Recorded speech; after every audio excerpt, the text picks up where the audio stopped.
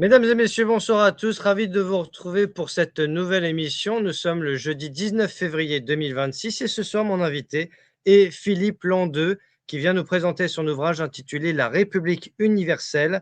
Alors, merci de mettre un pouce, de partager l'émission, de vous abonner à la chaîne. Les ouvrages vont nous accompagner en plus de celui de mon invité. Donc, à ma gauche, Franc-maçonnerie politique de Serge Abad-Gallardo, Game Over de Laurent Oberton, l'intégrale de Serge Monast avec Jacques Minier, L'Enfer de Notre-Dame. À ma droite, les trois ouvrages de Marc-Gabriel Draghi, Le Grand Reset, La Grande Narration et CBDC, Une monnaie pour asservir l'humanité. Tout ce qu'il ne faut pas dire de Bertrand Soubelet. Et enfin, Pierre Matt, Agenda 2030. Je rappelle à titre personnel que je n'ai aucun lien d'intérêt avec mon invité. Je suis apartisan et asyndical. Mon casier judiciaire est vierge. Je ne suis pas suicidaire. Et je rappelle que je n'appartiens à aucun réseau hermétique. Je suis totalement indépendant intellectuellement et financièrement. Donc je ne suis ni franc-maçon, ni membre du Rotary Club, Lions Club, Table 700, mon cul sur la commode ou tous les réseaux auxquels vous pouvez penser. Je rappelle bien sûr que mon invité est entièrement responsable de ses propos et de ses actions. Je salue les modérateurs présents et fidèles au poste et je vous dis à tout de suite.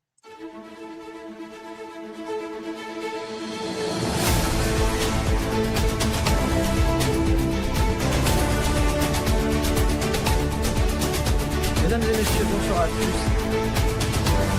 Bon, je vous laisse lire, je vous laisse travailler, Nicolas. Allez.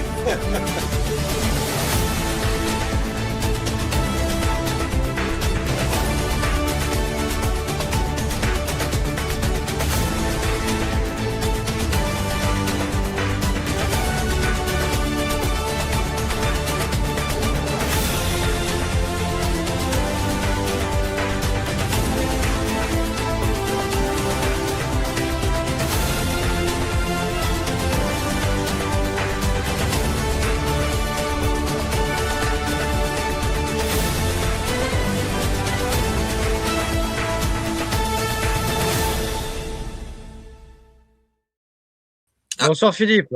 Bonsoir Nicolas, bonsoir à tous. Bon, merci d'être là Philippe. Alors, eh bien, écoute, c'est la première fois donc que tu viens sur ce plateau, mais jadis, tu fus l'un des invités de notre regretté Tepa sur Meta TV. Et donc, c'est avec un certain plaisir et une certaine émotion que je te reçois ce soir, puisque je t'ai découvert sur Meta TV il y a un peu plus de 10 ans. Et tu parlais notamment de certains sujets comme Robespierre et la Révolution, comme Un monde sans argent, entre autres. Donc, tu vas nous expliquer tout ça. Tout d'abord, j'aimerais que tu te présentes pour nos auditeurs, savoir d'où tu viens, qui tu es, ce que tu as écrit notamment comme ouvrage Au-delà de la République universelle. Ensuite, on diffusera un petit passage de ton émission avec Tepa, notamment sur Robespierre et la Révolution, et on abordera ton ouvrage. Je t'en prie. Bonjour à tous. Donc, certains peuvent me connaître depuis un certain temps. Donc, je suis Philippe Landeux. Je suis né en 73 à Montpellier. Donc, je suis un Montpellierin d'origine et je vis à Paris depuis 96. Et en fait, c'est à Paris que je me suis découvert à travers mes lectures sur la Révolution. Ça m'a provoqué un déclic et là, je me suis mis à écrire. Effectivement, donc, comme tu le disais, sur un monde sans argent, en fait, des réflexions sur la monnaie qui m'ont amené à avoir toute une théorie. Et en même temps, j'ai aussi écrit sur la Révolution. J'ai travaillé sur la Révolution. J'ai produit pas mal d'ouvrages. Et donc, ma vie, moi, je résume ma vie plutôt à ce que j'ai fait et donc à ce que j'ai écrit. Parce que pour l'instant, ça a été essentiellement des écrits. Il n'y a pas eu d'actes. Pour qu'il y ait des actes, il faudra qu'il y ait un mouvement. Pour l'instant, on n'en est pas là. Donc, pour l'instant, il n'y a que les idées, il n'y a que les écrits. Et en termes d'écrits, là, j'en suis à 21 ou 22. Donc, il y en a 6 sur la Révolution. En fait, grosso modo, j'écrivais sur ma théorie, puis quand j'avais fini un bouquin, j'écrivais sur ma passion, sur la Révolution. Et donc, sur la Révolution, il y en a 6. Il y a un essai, disons, sur Robespierre. Il y a l'intégralité de ses discours. Il y a des travaux sur le tribunal révolutionnaire de Paris, sur la guerre de Vendée, sur le comité de salut public, et sur un organe également qui est moins connu, mais qui était interne au comité, qui s'appelait le bureau de police générale. Tout ça, ce sont vraiment des travaux, pour ainsi dire, universitaires. Hein. Ce sont pas des thèses. Et sinon, après, donc ma propre théorie, que j'appelais au départ la société du travail. Donc ces livres-là, on ne les trouve pas, mais que j'ai théorie que j'ai réécrite sous le nom de civisme. Et donc, il y a la théorie du civisme, enfin, le civisme ou théorie de la cité, c'est vraiment le livre sur la théorie. Un réquisitoire contre l'argent, une théorie de la propriété.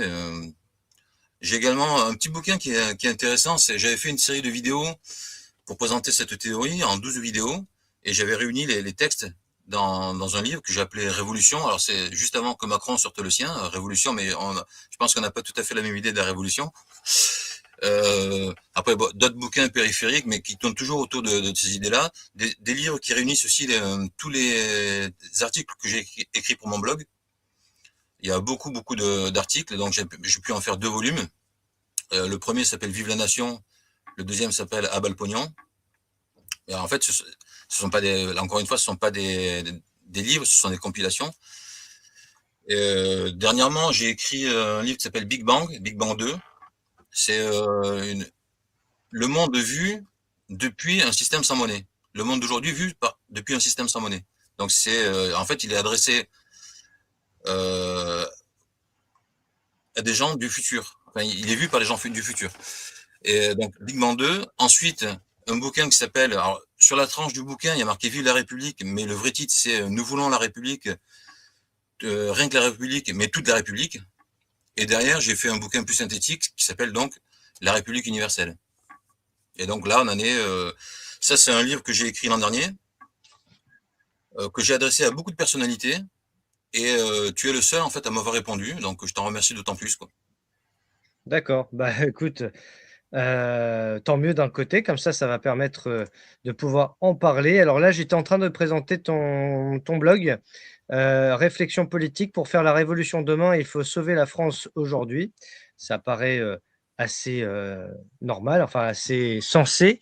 Donc, voilà, on voit un éventail de tes ouvrages, hein, principes universels au pluriel de l'ordre social ou base de la société à usage universel, théorie de la propriété, parce que tu en parles aussi dans La République universelle, réquisitoire contre l'argent, le civisme ou théorie de la cité, vive la nation, les ouvrages sur Robespierre, etc. Et peut-être qu'à l'occasion, quand le moment sera venu, c'est comme ça que je vais dire les choses maintenant, parce que c'est pas si, mais plutôt quand, on essaiera de faire une émission peut-être sur Robespierre pour essayer un petit peu de démystifier le personnage, comme j'ai prévu de faire avec Marion Thigaud une émission sur Voltaire aussi, voire sur le génocide vendéen, et je sais que tu as travaillé aussi sur le génocide vendéen.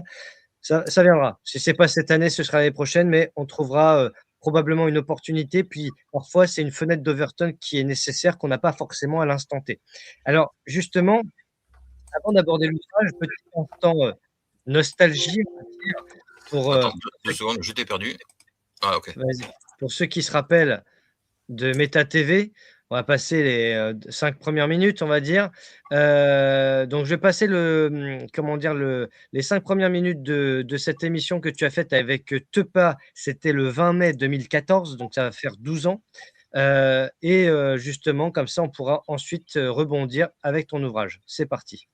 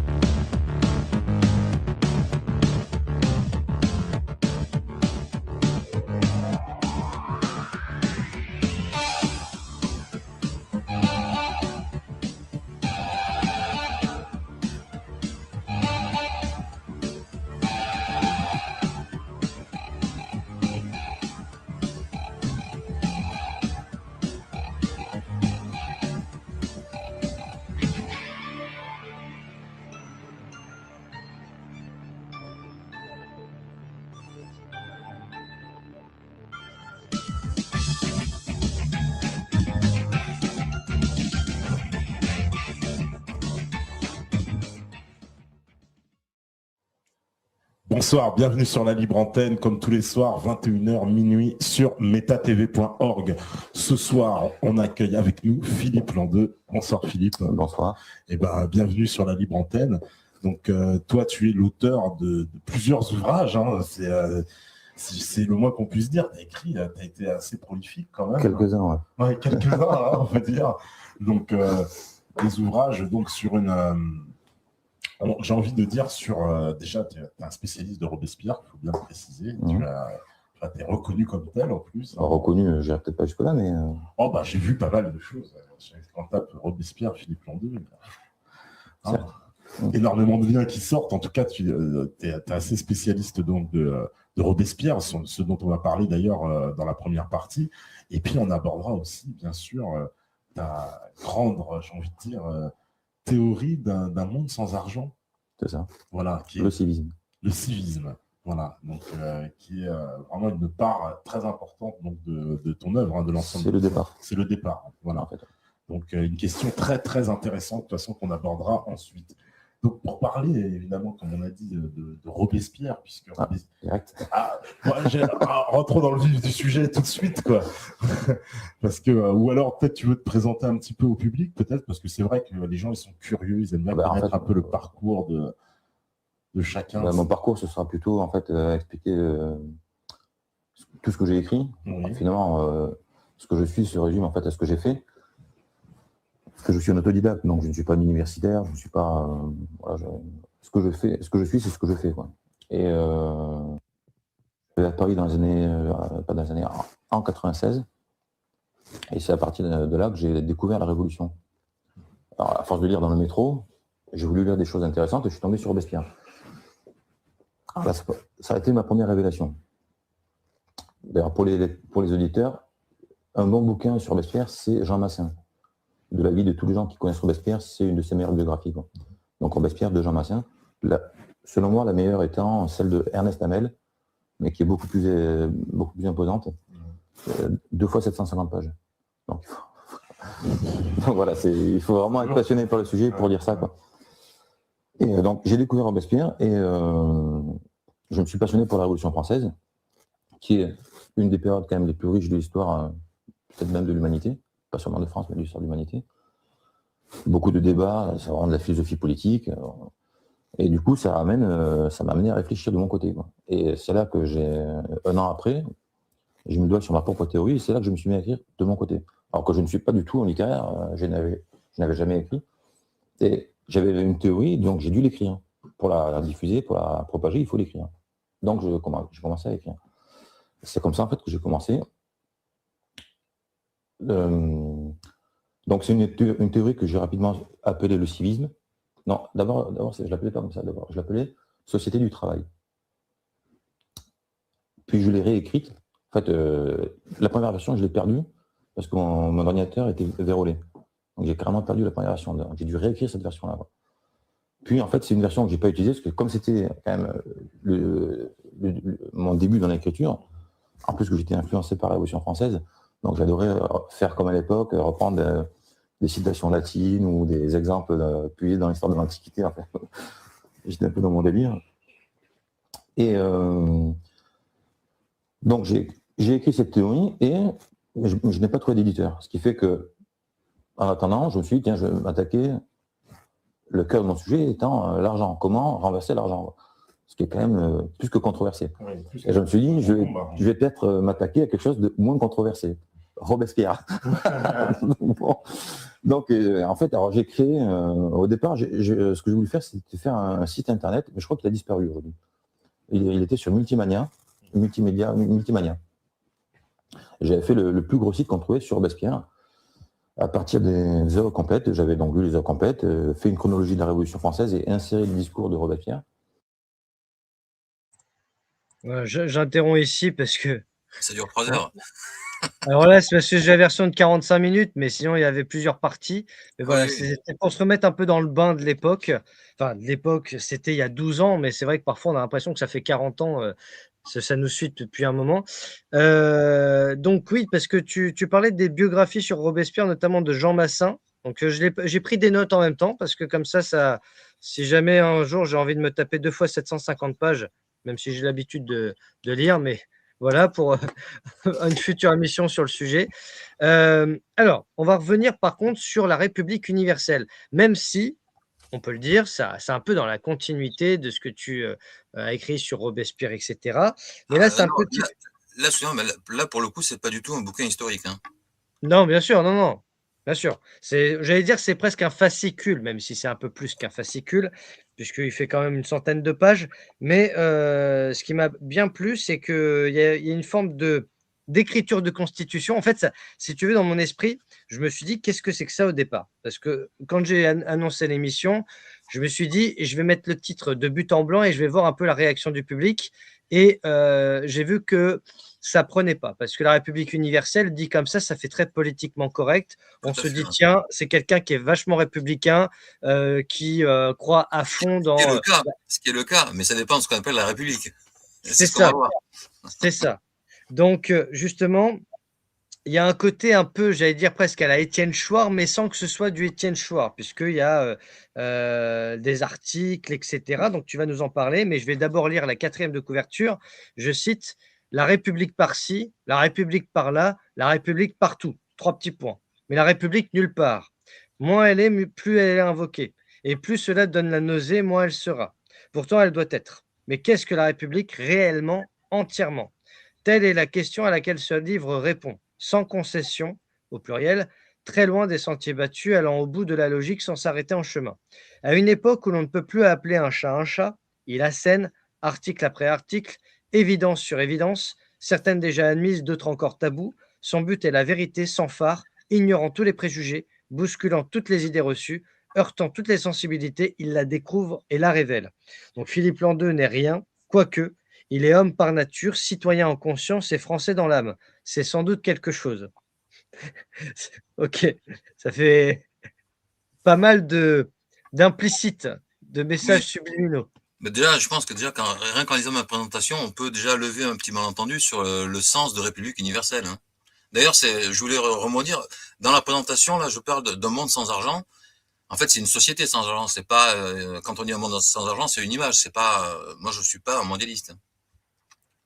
Oui, parce que certains le prennent au premier degré. C'est pour Tout ça à que c'est fait. important de le rappeler, parce que certains pensent que le monde entier pourra vivre sans argent. Alors, même si certains ont essayé de m'expliquer comment, entre la théorie et la pratique, il y a quand même un monde. Je ne suis pas sûr que les mondialistes en question, les BlackRock et compagnie, laisseront faire facilement, hein, surtout que ce sont les premiers à détenir notre souveraineté en réalité, hein, les banquiers, etc. Donc ça, c'est une autre histoire. Mais justement, quel a été un petit peu le déclencheur de l'écriture de ce livre? Parce que c'est pas un livre ordinaire, j'allais dire. C'est quelque chose, voilà, suite à tes travaux, à tes créations littéraires, on peut dire, tu écris des articles d'une forme de constitution, mais il y a un mélange à la fois de la Déclaration des droits de l'homme, d'une forme de constitution, et tu veux le propager de manière universelle. Moi, c'est comme ça que je le comprends, sachant que la République, il faut entendre aussi la franc-maçonnerie, Pas du tout. implicitement. Est-ce que Non, mais toi, d'ailleurs, est-ce que tu as déjà été franc-maçon, d'ailleurs? jamais, non. Je Jamais? n'appartiens à aucun parti. Je ne suis que moi, en fait. Tu n'es que Je toi. j'écris, voilà, quoi. Mon but, c'est l'inverse, hein, c'est plutôt de créer un mouvement que d'adhérer à un mouvement, hein. Et du coup, tu m'as perdu là. Euh, Non, je dis, la République, on peut parler de la franc-maçonnerie, implicitement, et puis, des fameuses valeurs de la République, liberté, égalité, fraternité, de l'hymne avec la Marseillaise notamment. oui, alors, Donc ça, c'est toi, ce par qui rapport. est. Ça, c'est ce qui est. Moi, je vais Mmh. parler de ce qui doit être. Alors vas-y. Ça n'a rien à voir, quoi. Donc, bah, déjà, par exemple, si tu lis l'article premier, pour lever un doute. Alors l'article 1er, donc il y a les préambules. Alors voilà, page 9. Donc la République universelle, les articles ci-après forment un tout indivisible, préambule au pluriel. Premièrement, il n'y a pas de république universelle dans le sens où une république, ni aucun autre régime établi, ne peut englober tout l'univers, pour le moins toute l'espèce humaine. Voilà, donc déjà, je pense qu'une certaine ambiguïté est levée. La République universelle, c'est pas une république pour le monde entier. C'est les principes de la République qui sont universels. C'est en tant que principe que c'est universel. Voilà, c'est dans ce sens-là qu'il faut l'entendre. Et c'est bon, j'ai utilisé cette expression, enfin, le titre est correct en soi. Et c'est vrai mais c'est vrai qu'il évoque aussi, notamment un personnage à l'époque de la Révolution qui s'appelait Anarchadis Cloutz qui parlait de République universelle. Ben, on n'a Oui, pas, comme Macron tout à l'heure qui parlait de révolution, moi quand je parle de révolution, c'est pas la même chose, quoi. Tu vois, En fait, C'est, tu as fait ce titre-là qui, en apparence, semble très conformiste et politiquement correct pour mieux démolir la notion de république universelle. oui et non. Pour que Parce que, les auditeurs comprennent bien. oui, c'est vrai et c'est pas vrai en même temps. Effectivement, ça, ça peut éviter de choquer certains qui vont être choqués très rapidement quand ils vont ouvrir le bouquin. Ah, Mais tu nous as fait dit en même temps, en fait. c'est les deux en même temps. Le titre est vrai, mais il prête à malentendu. Il prête à confusion, quoi. Et Alors justement, je vais lire l'article 2 parce qu'il est très intéressant. L'homme avec un H majuscule n'existe pas. Les hommes, femmes comprises, ne forment pas un tout.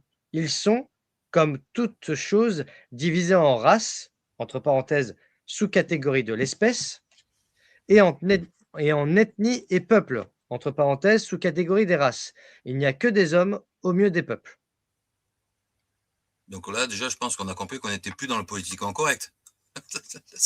Je pense que c'est un peu le moins qu'on puisse dire. Donc, Bien sûr.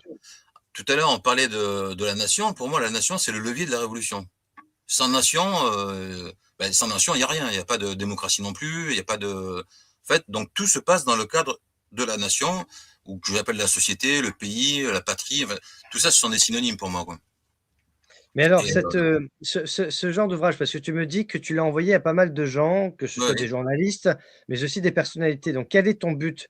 Est-ce que c'est de leur proposer un modèle de gouvernance nouveau, ou en tout cas rattaché à la République? Parce que je t'avoue que pour moi, c'est un peu ambigu. C'est-à-dire que d'un côté, tu sembles démonter le mythe de la République, mais dans le même temps, tu sembles vouloir rester dans le thème de la République. Donc, ah ben pour moi, c'est l'un ou l'autre, en fait. non, mais si tu veux, c'est un petit peu comme la question de la démocratie. C'est pas parce on appelle le régime actuel une démocratie. Quand on se penche sur les principes d'une démocratie, on se rend compte qu'on est quand même assez loin. Et pour autant, est-ce qu'il faut renier la démocratie? Est-ce que là, je voyais dans une des vignettes de tes vidéos, tu parlais d'un côté de République, de l'autre côté de souveraineté du peuple. Mais en fait, la démocratie, c'est ça, c'est la souveraineté du peuple. Mais pour moi, la République, c'est pareil. République, démocratie, tout ça, c'est synonyme en réalité. Tout ça, c'est consubstantiel. Et si on n'a pas l'ensemble, on n'a pas la chose. Tu penses que République et démocratie, c'est synonyme et que ça va Tout ensemble? à fait, ouais. Pour moi, c'est exactement. Ah, S'il n'y je a ne pas de serais démocratie.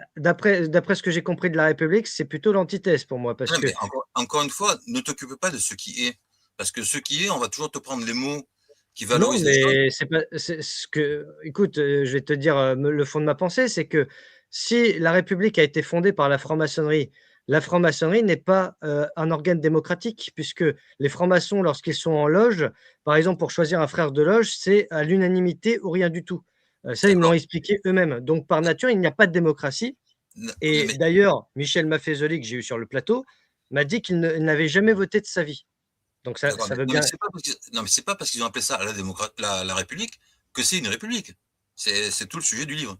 C'est Ah, parce c'est que de la haute voltige ce soir. Attention, là, on va rentrer dans le dur parce que au-delà des thèmes, et c'est important parce qu'aujourd'hui, les mots ont perdu de leur valeur et de leur sens. Donc ça permet de remettre ça c'est tout à fait. C'est le raccord. premier combat, ça. Les mots, c'est C'est le vraiment le premier. Ah, premier mais la combat. sémantique, ah bah là, avec moi, tu seras comme à la maison parce que la sémantique, justement, c'est ça qui est la priorité absolue avant toute chose pour comprendre déjà comment on communique et comment on ressent les choses. Parce que tu évoques la République, mais tu évoques aussi une notion qui est très d'actualité, c'est la propriété. Je suis tombé par hasard, là, je tourne la page, je suis tombé page 52, un peu plus loin, beaucoup plus loin, mais à la moitié de l'ouvrage, en fait. Mais justement, tu parles de la propriété, d'ailleurs, tu en as parlé dans certains de tes ouvrages, et tu nous dis, article 136, la propriété est un droit reconnu et garanti par la cité.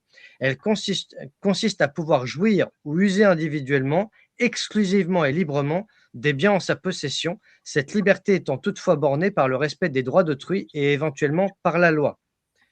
Et tu rajoutes après, article 137, il n'y a pas de propriété de droit que sur des. Il n'y a de propriété de droit que sur des biens issus du produit commun et acquis en toute légalité. Il existe une propriété de fait sur des choses dont l'Union ignore l'existence. Droit qu'elle ne conteste pas, mais qui peut être difficile, voire impossible à faire valoir. Oui.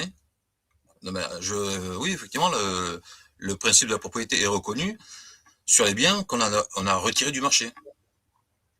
En fait, alors là, on va loin, on va très loin dans le bouquin, ce cas-là, Oui, oui, oui, bien sûr. on a vraiment sauté les étapes, Alors, mais on va revenir au début pour que ce soit plus simple. en fait, Donc, bon, en tout cas, qu'est-ce que tu veux nous dire sur la République exactement alors? comprenons déjà que c'est pas du communisme. Tu vois, c'est le principe de la propriété est reconnu, voilà, sur ce que tu acquiers.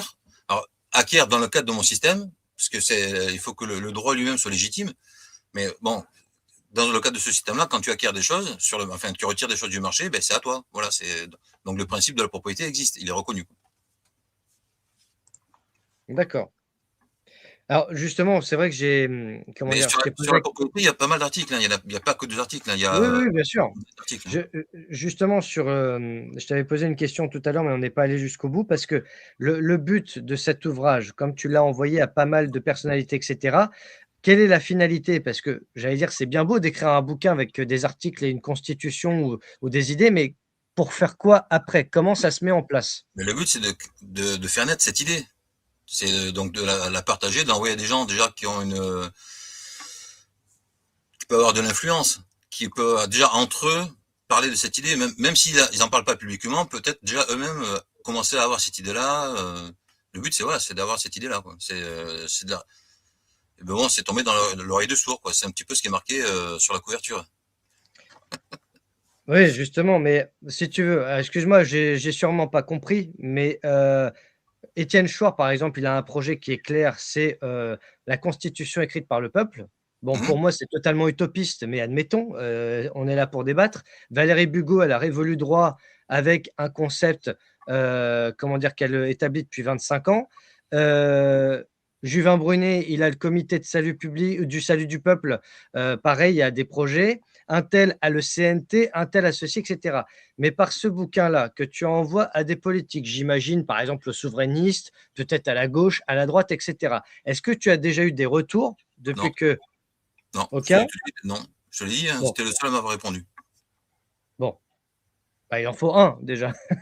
Bon, c'est pas Après, on ça. verra Après, ce que ça donne. c'est une bonne réponse. Tu m'as donné l'opportunité de faire une vidéo, de toucher donc Bien un large sûr. public. Mais justement, en fait, ce que j'arrive pas à comprendre, c'est que pour l'instant, ça reste de la théorie. Mais, concrètement, imaginons, je prends une fiction politique. Un chef de parti, je cite pas de nom, comme ça évite les influences, mais un chef de parti décide de prendre ton bouquin au premier degré, de se dire: «Tiens, c'est pas mal, on va utiliser ce bouquin pour les prochaines élections» et cetera. Toi, après, comment tu veux engranger bah, c'est un peu ça le principe, non? Bah, ça peut pas se faire comme ça parce que c'est vraiment un bouquin qui remet toutes les idées en cause et tu peux pas, dès les prochaines élections, ça y est, on va mettre ça, c'est pas possible, quoi. Il faut vraiment que les idées diffusent, Oui, mais euh, si tu veux, mûrissent. Les Français veulent du concret, là. On a une Ouais, dette de mais 3 500 milliards. Il y a des trucs, c'est là, le but, c'est pas de se faire de la branlette intellectuelle pour ouais, les 15 prochaines années, tu vois ce que je veux dire? moi, je vais te dire, si on touche pas au cœur du problème, on peut faire de la branlette pendant 3000 ans, hein. Oui, mais le Euh, cœur du problème, c'est quoi alors? C'est mais la c'est l'argent. République. Non, c'est pas la République, c'est l'argent. Mais on n'est pas en République. On n'est pas en Alors démocratie. alors Mais justement, Pascal me dit: ça «Est-ce que s'appelle une tu veux créer oligarchie. ton mouvement?» On est dans une oligarchie.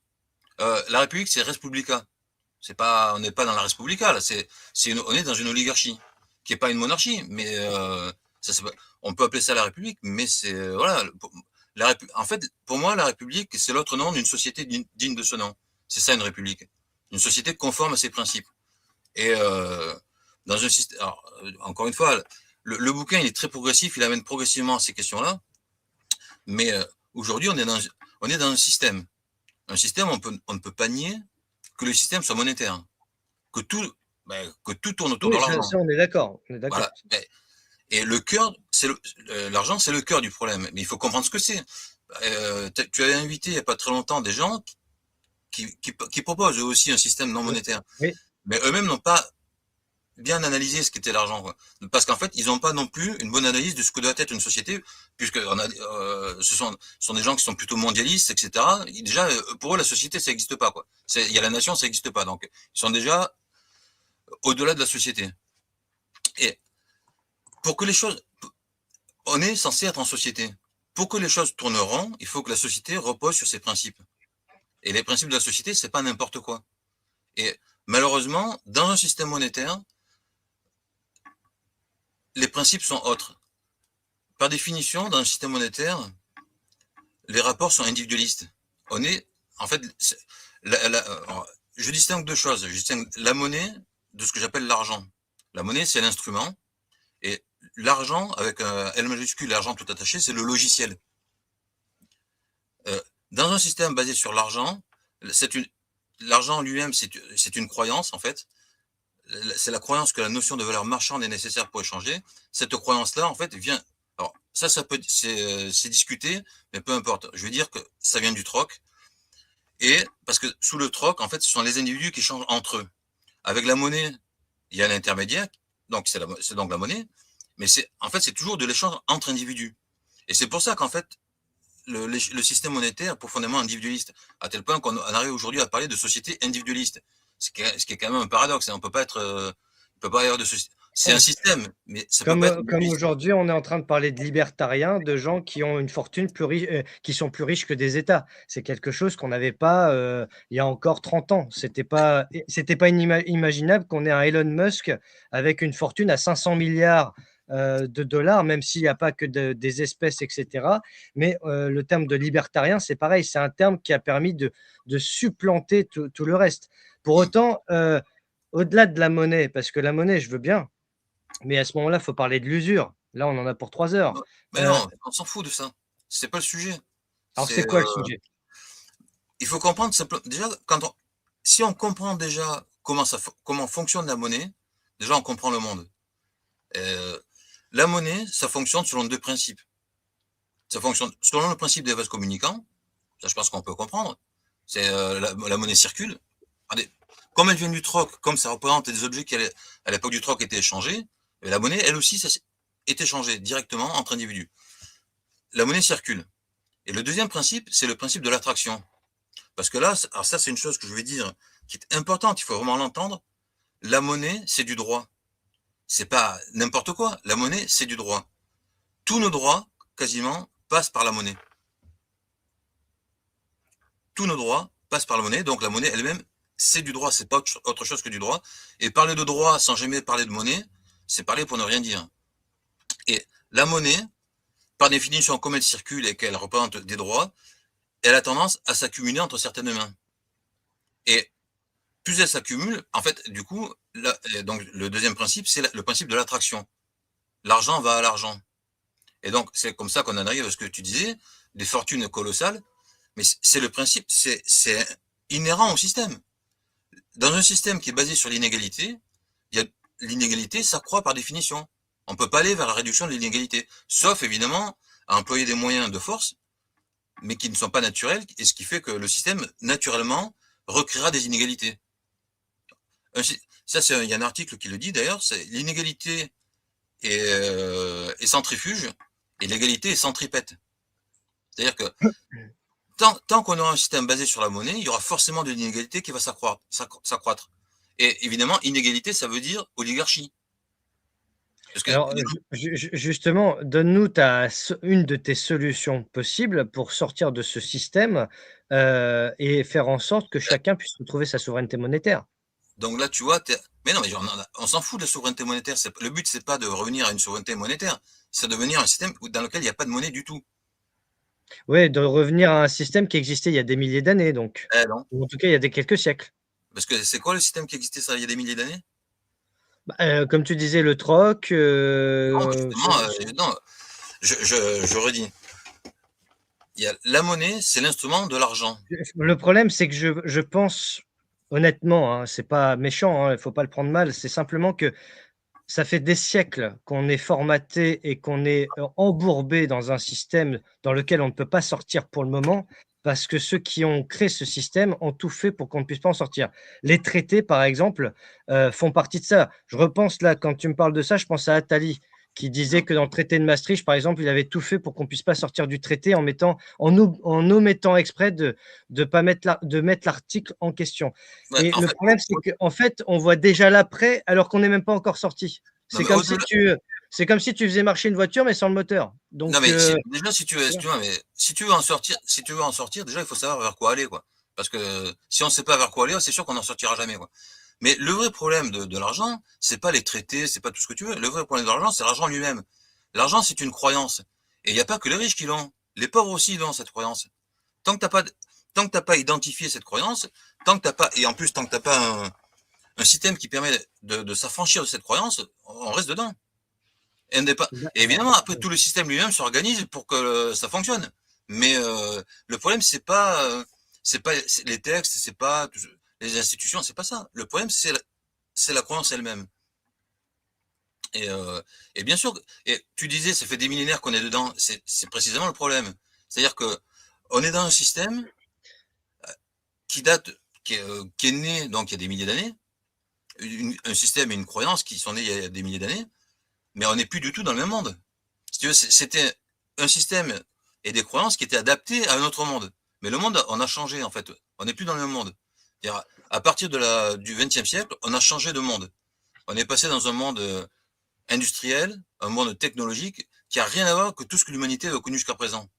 Et en fait, ce mode d'échange n'est plus adapté. Le mode d'échange, donc né à l'époque de l'artisanat, n'est plus du tout adapté à un monde industriel.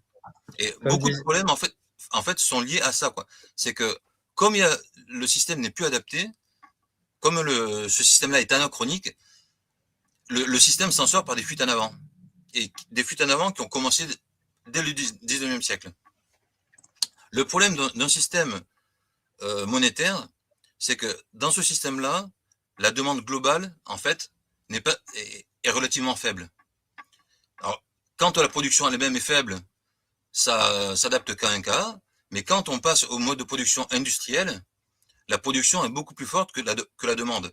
Et du coup, en fait, à l'interne, il y a un déficit de demande. Il y a un déficit de clients. Et donc, le système, en fait, va s'ingénier à trouver des solutions pour parer à ce problème-là. Et la première solution, ça a été la colonisation. L'idée de la colonisation, c'est contrairement à ce qu'on croit toujours, on nous parle uniquement de cet aspect-là, des peuples, alors comment il appelait ça, Jules Ferry, les civilisations, non, enfin, les Occidentaux qui devaient civiliser les autres peuples, en fait, c'est pas ça du tout. Dans le même discours, en fait, il donne l'explication. Il dit, les marchés européens sont saturés. Il faut ouvrir d'autres marchés. Donc, l'explication, elle est bien économique en réalité. Mais c'est vrai dans beaucoup de domaines. On nous présente souvent de grandes idées pour masquer, en fait, des raisons économiques. Tu vois? Et ça a été vrai pour la colonisation. Ça a été le cas du crédit. Pourquoi est-ce qu'on développe l'achat à crédit? Pourquoi est-ce qu'on renonce à l'étalon or? Pourquoi est-ce qu'on fait venir de l'immigration? Pourquoi est-ce qu'on délocalise? Tout ça, c'est lié à ce problème-là. Pourquoi est-ce qu'on délocalise? Parce qu'on veut produire moins cher ailleurs. Et en produisant moins cher, ça permet d'augmenter la demande, etc., etc. L'immigration, c'est la même chose. On produit, là pour le coup, on fait venir les immigrés ici pour travailler moins cher, pour augmenter la demande. Mais tout ça, le problème, c'est que les fuites en avant, ça a toujours des conséquences négatives. Et en fait, là, on est en train de cumuler un ensemble de conséquences de toutes ces fuites en avant, quoi, depuis donc le 19e siècle. Et un sujet qui est marquant, la question de la retraite. Aujourd'hui, on ne sait pas comment financer les retraites. Mais on se pose toujours la question d'un point de vue monétaire. Parce que pourquoi est-ce qu'on ne peut pas financer les retraites? Parce qu'on sait qu'il y a de moins en moins d'actifs. Et donc, pour parer à ça, on fait venir des immigrés, ou on baisse la retraite, etc. Mais c'est quoi le problème fondamental de la retraite? La question de la retraite, c'est de savoir si la société est capable de produire suffisamment pour l'ensemble de la population. Je veux dire, aujourd'hui, avec le progrès technique, on est capable de produire suffisamment pour l'ensemble de la population. Le problème, c'est que dans un système monétaire, la population n'a accès à la production que via la monnaie. Et évidemment, du coup, le problème, il devient monétaire. Mais d'un point de vue matériel, en réalité, il n'y a pas de problème pour subvenir aux besoins de la population aujourd'hui. Tu me suis? Oui, je te suis. Et en même temps, j'ai beaucoup de mal, à vrai dire, parce que en réalité, tu parles justement dans ton ouvrage, et c'est pour ça que j'ai sorti le bouquin de Marc-Gabriel Draghi, des CBDC, les bitcoins, et cetera. C'est-à-dire qu'aujourd'hui, on est dans un stade où on n'est pas en train de revenir en arrière, en tout cas de passer d'un monde de l'argent avec un monde, ou en tout cas une société qui se baserait sur l'absence de monnaie. On parle plutôt de monnaie qui se déploie avec les bitcoins, les crypto-monnaies, etc., etc., des monnaies artificielles, superficielles, entre autres. Là, justement, lundi, je dois faire une émission sur la June, pardon. Voilà. Et en fait, ce que j'ai du mal à comprendre, c'est d'après toi, comment on peut sortir d'un système comme ça? Parce que, encore une fois, c'est pas pour être méchant, mais moi, je vis en 2026 dans un pays qui s'est fracassé intellectuellement, qui est voilà, en plein gouffre. On a un président qui va faire le mariole en Inde avec un turban sur la tête. Voilà, on a des gens comme ça qui sont complètement hors sol. Et comment dire, avec un système économique totalement détruit, avec du quoi qu'il en coûte, et puis avec des gens qui utilisent les milliards comme s'ils achetaient des tickets de métro, avec un gaspillage, sachant qu'on a été dépossédé de tout, qu'on ait ou pas voté d'ailleurs, parce que c'est même pas la question du vote, c'est que la question que on est devenu des esclaves, consciemment et inconsciemment. Et donc là, tu me parles d'un système, j'ai envie d'y croire, mais ça va durer 5 minutes. Parce qu'en réalité, pour une maison, pour une bagnole, pour acheter à bouffer, et cetera, un monde sans argent, ça fonctionne comment? Ça va finir par du pillage, ça va finir par une guerre civile. Tu vas avoir des gens qui ont 2 culs de poulpe mort, comme certains antifas en ce moment, que je ne citerai pas. Ils vont pas savoir ce que c'est qu'une société sans argent, parce que pour eux, déjà, heu, ils se croient tout permis. Donc déjà, même quand il y a de l'argent, ils se permettent de voler. Et je crois que on vit pas dans le même concept. En tout cas, moi, j'essaie de rester ancré dans le réel. Bah, Et temps quand réel, on c'est le parle d'un système. monde sans, Tu vois, tu vois? temps réel, dans t'as fait une émission avec Teddy et t'as utilisé une image qui est intéressante. Mmh. Parce que c'est exactement ça. Tu as utilisé l'image du hamster qui tourne dans sa roue. Et là, c'est ce que tu fais en fait. Là, Bah, tant essaye qu'on de sort pas, sortir du terrier alors, explique-moi comment?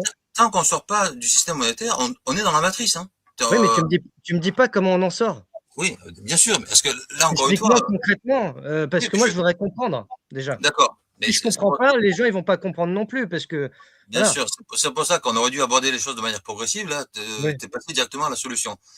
Encore une fois, pour sortir du système monétaire, en fait, il faut comprendre que le système monétaire a sa logique. Pour sortir du système monétaire, il faut passer à autre chose. Il faut passer à la société, au vrai sens du terme, qui est donc fondée sur la logique sociale. Ce qui paraît assez normal de fonder une société sur sa propre logique. Hein. Mais c'est pas, on n'est pas du tout là-dedans. Le problème, c'est que on est tellement embourbé dans cette logique monétaire qu'on sait même plus ce qu'est une société. Quoi. Qu'est-ce que c'est une société? Une société, c'est un. Bon, là, un petit aparté. Quand on veut savoir ce qu'est une société, si vous demandez une intelligence artificielle, elle ne vous répondra pas. Elle vous racontera ce qu'est la société telle qu'elle est définie aujourd'hui. Mais posez la question à l'IA, quels sont les principes d'une union? À la base d'une société, c'est une union au final. Quels sont les principes, quels rapports doivent régir les membres d'une union au vrai sens du terme? Et là, en fait, vous allez avoir la réponse. Et qu'est-ce que c'est la réponse? La réponse, c'est que il doit y avoir réciprocité des membres de l'union en devoir, il doit y avoir participation de chacun, et évidemment, chacun doit pouvoir profiter des bienfaits de l'union. La base de la société, c'est la même chose. Une société, c'est composé de citoyens. Les membres d'une société, on appelle ça des citoyens. Alors, on appelle ça depuis toujours des citoyens, même si aujourd'hui, la notion de citoyenneté est complètement vide de sens. Comme tout le reste, hein. Comme toutes les notions sociales, en fait, tout est vide de sens. Ça ne veut rien dire. Un citoyen, ça ne veut rien dire. C'est pour ça que c'est difficile, en fait, de penser ce que c'est une société. On n'a pas les mots. Ou si on a les mots, on n'a pas la chose. Un citoyen, c'est quelqu'un qui, fondamentalement, doit participer à la vie de la cité, selon ce que la cité elle-même considère comme une participation. Et Mais en retour, jusque-là, on est d'accord, parce que ça, c'est un concept, oui, qui est accessible à tous. sauf que déjà, c'est pas le cas aujourd'hui. Hein. Le principe, il n'est pas là. Hein. Déjà, ça, c'est un devoir. Déjà, il y a des gens qui raisonnent, ils n'ont même pas la notion de devoir, ils n'en veulent pas. Donc, évidemment, Ah, pourtant la Macronie a été claire, c'est qu'aujourd'hui il y a plus de devoirs que de droits, hein. Ça, c'est monsieur Attal qui nous l'a dit durant le covid. Donc on a bien compris que selon qu'on soit puissant ou misérable, les jugements de cour nous rendraient blancs ou noirs. tout Mais à fait. justement, Donc, vas-y, vas-y. ça, excuse-moi, parce que ça, c'est le côté devoir. Et le côté droit, c'est pouvoir profiter des bienfaits de sa société. Parce qu'on est citoyen. Et en fait, c'est là que ça intervient. Aujourd'hui, pour pouvoir profiter des bienfaits de la société, ça passe par la monnaie. Moi, je dis, et c'est en fait, ça a été ça mon déclic en 97, c'est ça en 97, c'est qu'un citoyen a le droit de profiter des méfaits de sa société, ou si on préfère, a le droit d'accéder librement au marché, parce qu'il est citoyen. C'est un droit qui doit être lié à la citoyenneté. Le fait d'accéder librement au marché. Alors après, l'accès peut être régulé, mais sur le principe, c'est ça, quoi. C'est la citoyenneté qui doit conférer le droit d'accéder au marché. Et aujourd'hui, ce droit-là passe par la monnaie. Et ça, technologiquement, c'est faisable aujourd'hui. Non, mais en fait, je remets pas ça en question. Sur le principe, la monnaie, oui, c'est un des points centraux. Ça, on est OK. Simplement, est-ce qu'on parle des solutions? Oui, mais parce qu'on est dans une ère d'apocalypse et les gens, ils en ont ras-le-bol d'attendre qu'un tel propose des solutions. Moi, sur 500 émissions, j'ai Excuse-moi, reçu peut-être une cinquantaine de personnes qui ont proposé des solutions. Le problème, c'est pas les solutions uniquement, c'est la mise en pratique et c'est former des partenariats, etc. Ça, d'accord. c'est une autre chose, tu vois? Mais pour mettre en place une solution, il faut que déjà l'idée soit partagée. Il faut déjà qu'elle Ah soit bah, connue. ça Bon. oui, Et donc, on est bien on en d'accord. est là. Parce qu'après, mettre en place des solutions qui résolvent rien, ça Et pour sert à rien. l'instant, tout le monde n'est pas d'accord parce que déjà tout le monde essaye de chercher à sortir, du terrier actuel, c'est-à-dire, une pseudo-république bananière avec un système, qui nous broie et justement une oligarchie qui a pris en otage la population. Parce qu'en fait, nous sommes des prisonniers là, actuellement, dans, ce qui s'appelle la France. On est, otages d'une mafia qui s'appelle l'Union européenne, parce que ça s'appelle une mafia. Dans lequel on vit, ce dans quoi on vit avec, comment dire? Surtaxé, surimposé, des règlements, tous les jours, de nouvelles interdictions tous les jours. Le covid, avec le «nous sommes en guerre», justement, nous a montré que nous étions en guerre. Actuellement, on est en guerre et justement, le côté monétaire est très important, mais dans ton livre, tu parles de la République et la question tout à l'heure était posée, sur pour toi, qu'est-ce que c'est que la République? Et je pense que c'est l'article 19, page Non. 14, où tu nous dis: «La République s'appréhende généralement comme un régime politique. Elle est d'abord définie par opposition à la monarchie. Autrement dit, elle n'est pas le pouvoir d'un seul, le roi, le despote, le dictateur. Par extension, elle n'est pas non plus le pouvoir de quelques-uns, la caste, la classe, le parti, l'oligarchie, de quelque nature et sous quelque forme que ce soit. Nul ne peut régner seul sans appui. Tout tyran a besoin de complices. Il peut arriver en revanche que des complices ne se donnent pas de chef officiel, que la tyrannie n'ait pas de visage, quoiqu'elle ait alors plusieurs têtes.» Là, on est dans une partie où tu évoques justement le principe du pouvoir et de qui détient ce pouvoir. Ouais. Mais la vraie définition, ça, c'est pas la définition, ça, c'est pas ma définition de la République. Ma définition de la République, c'est l'article 184. Alors, 184. La République n'est pas seulement une forme de gouvernement, elle est avant tout un système socio-économique conforme aux principes de l'ordre social et garant de l'égalité bien comprise. C'est ça ma définition de la République. Bah, je comprends encore moins. Ouais. Je préférais l'ancienne, tu vois. Non, mais l'ancienne, c'est pas la définition de la République. C'est justement, ça, c'est la définition de la République telle qu'elle est souvent perçue. C'est-à-dire qu'on est en République dès lors qu'on n'est pas en monarchie. C'est pas suffisant. Pour être une République, il faut qu'on soit un système basé, enfin, c'est la société au vrai sens du terme, basé sur le principe d'égalité. L'égalité, donc, des citoyens en devoir et en droit. Parce que, encore une fois, c'est pareil. Le mot égalité aussi est galvaudé. Mais tous les mots sont galvaudés, hein. C'est pour ça que D'accord. Donc, déjà, pour sortir de ce galvaudage des mots, il y moi, a du travail. je n'applique le terme d'égalité qu'à la question des devoirs et des droits. Au-delà, c'est hors sujet. Voilà. Et bien souvent, tu as des gens qui veulent sortir du système monétaire et qui, eux, non. Alors, ils peuvent éventuellement te parler d'égalité, mais alors, par contre, les devoirs et les droits, il n'y a pas, quoi. Alors, je répète bien, donc, c'est devoir en droit. C'est pas l'égalité en bien. Enfin, l'égalité ne porte pas sur les biens. Donc, on a parlé tout à l'heure de la question de la propriété. Pourquoi est-ce qu'il n'y a pas d'égalité en biens? Puisque, à partir du moment où il y a liberté d'accéder au marché, chacun en retire ce qu'il veut. Donc, il ne peut pas y avoir d'égalité en biens. Et Ça, c'est un concept, un autre concept qui est assez inédit dans cette théorie. Alors, je sais, là, j'ai plus l'article sous les yeux. C'est l'article qui explique que les devoirs et les droits ont différents niveaux, des différents types de devoirs et de droits. Et ça c'est, je pense que c'est, je sais pas si toi, tu avais déjà vu ça ailleurs. Moi, je pense que c'est inédit, hein. Mais il y a des devoirs et des droits fondamentaux. Ensuite, il y a des devoirs et des droits indirects. Et puis, il y a également des devoirs et des droits particuliers.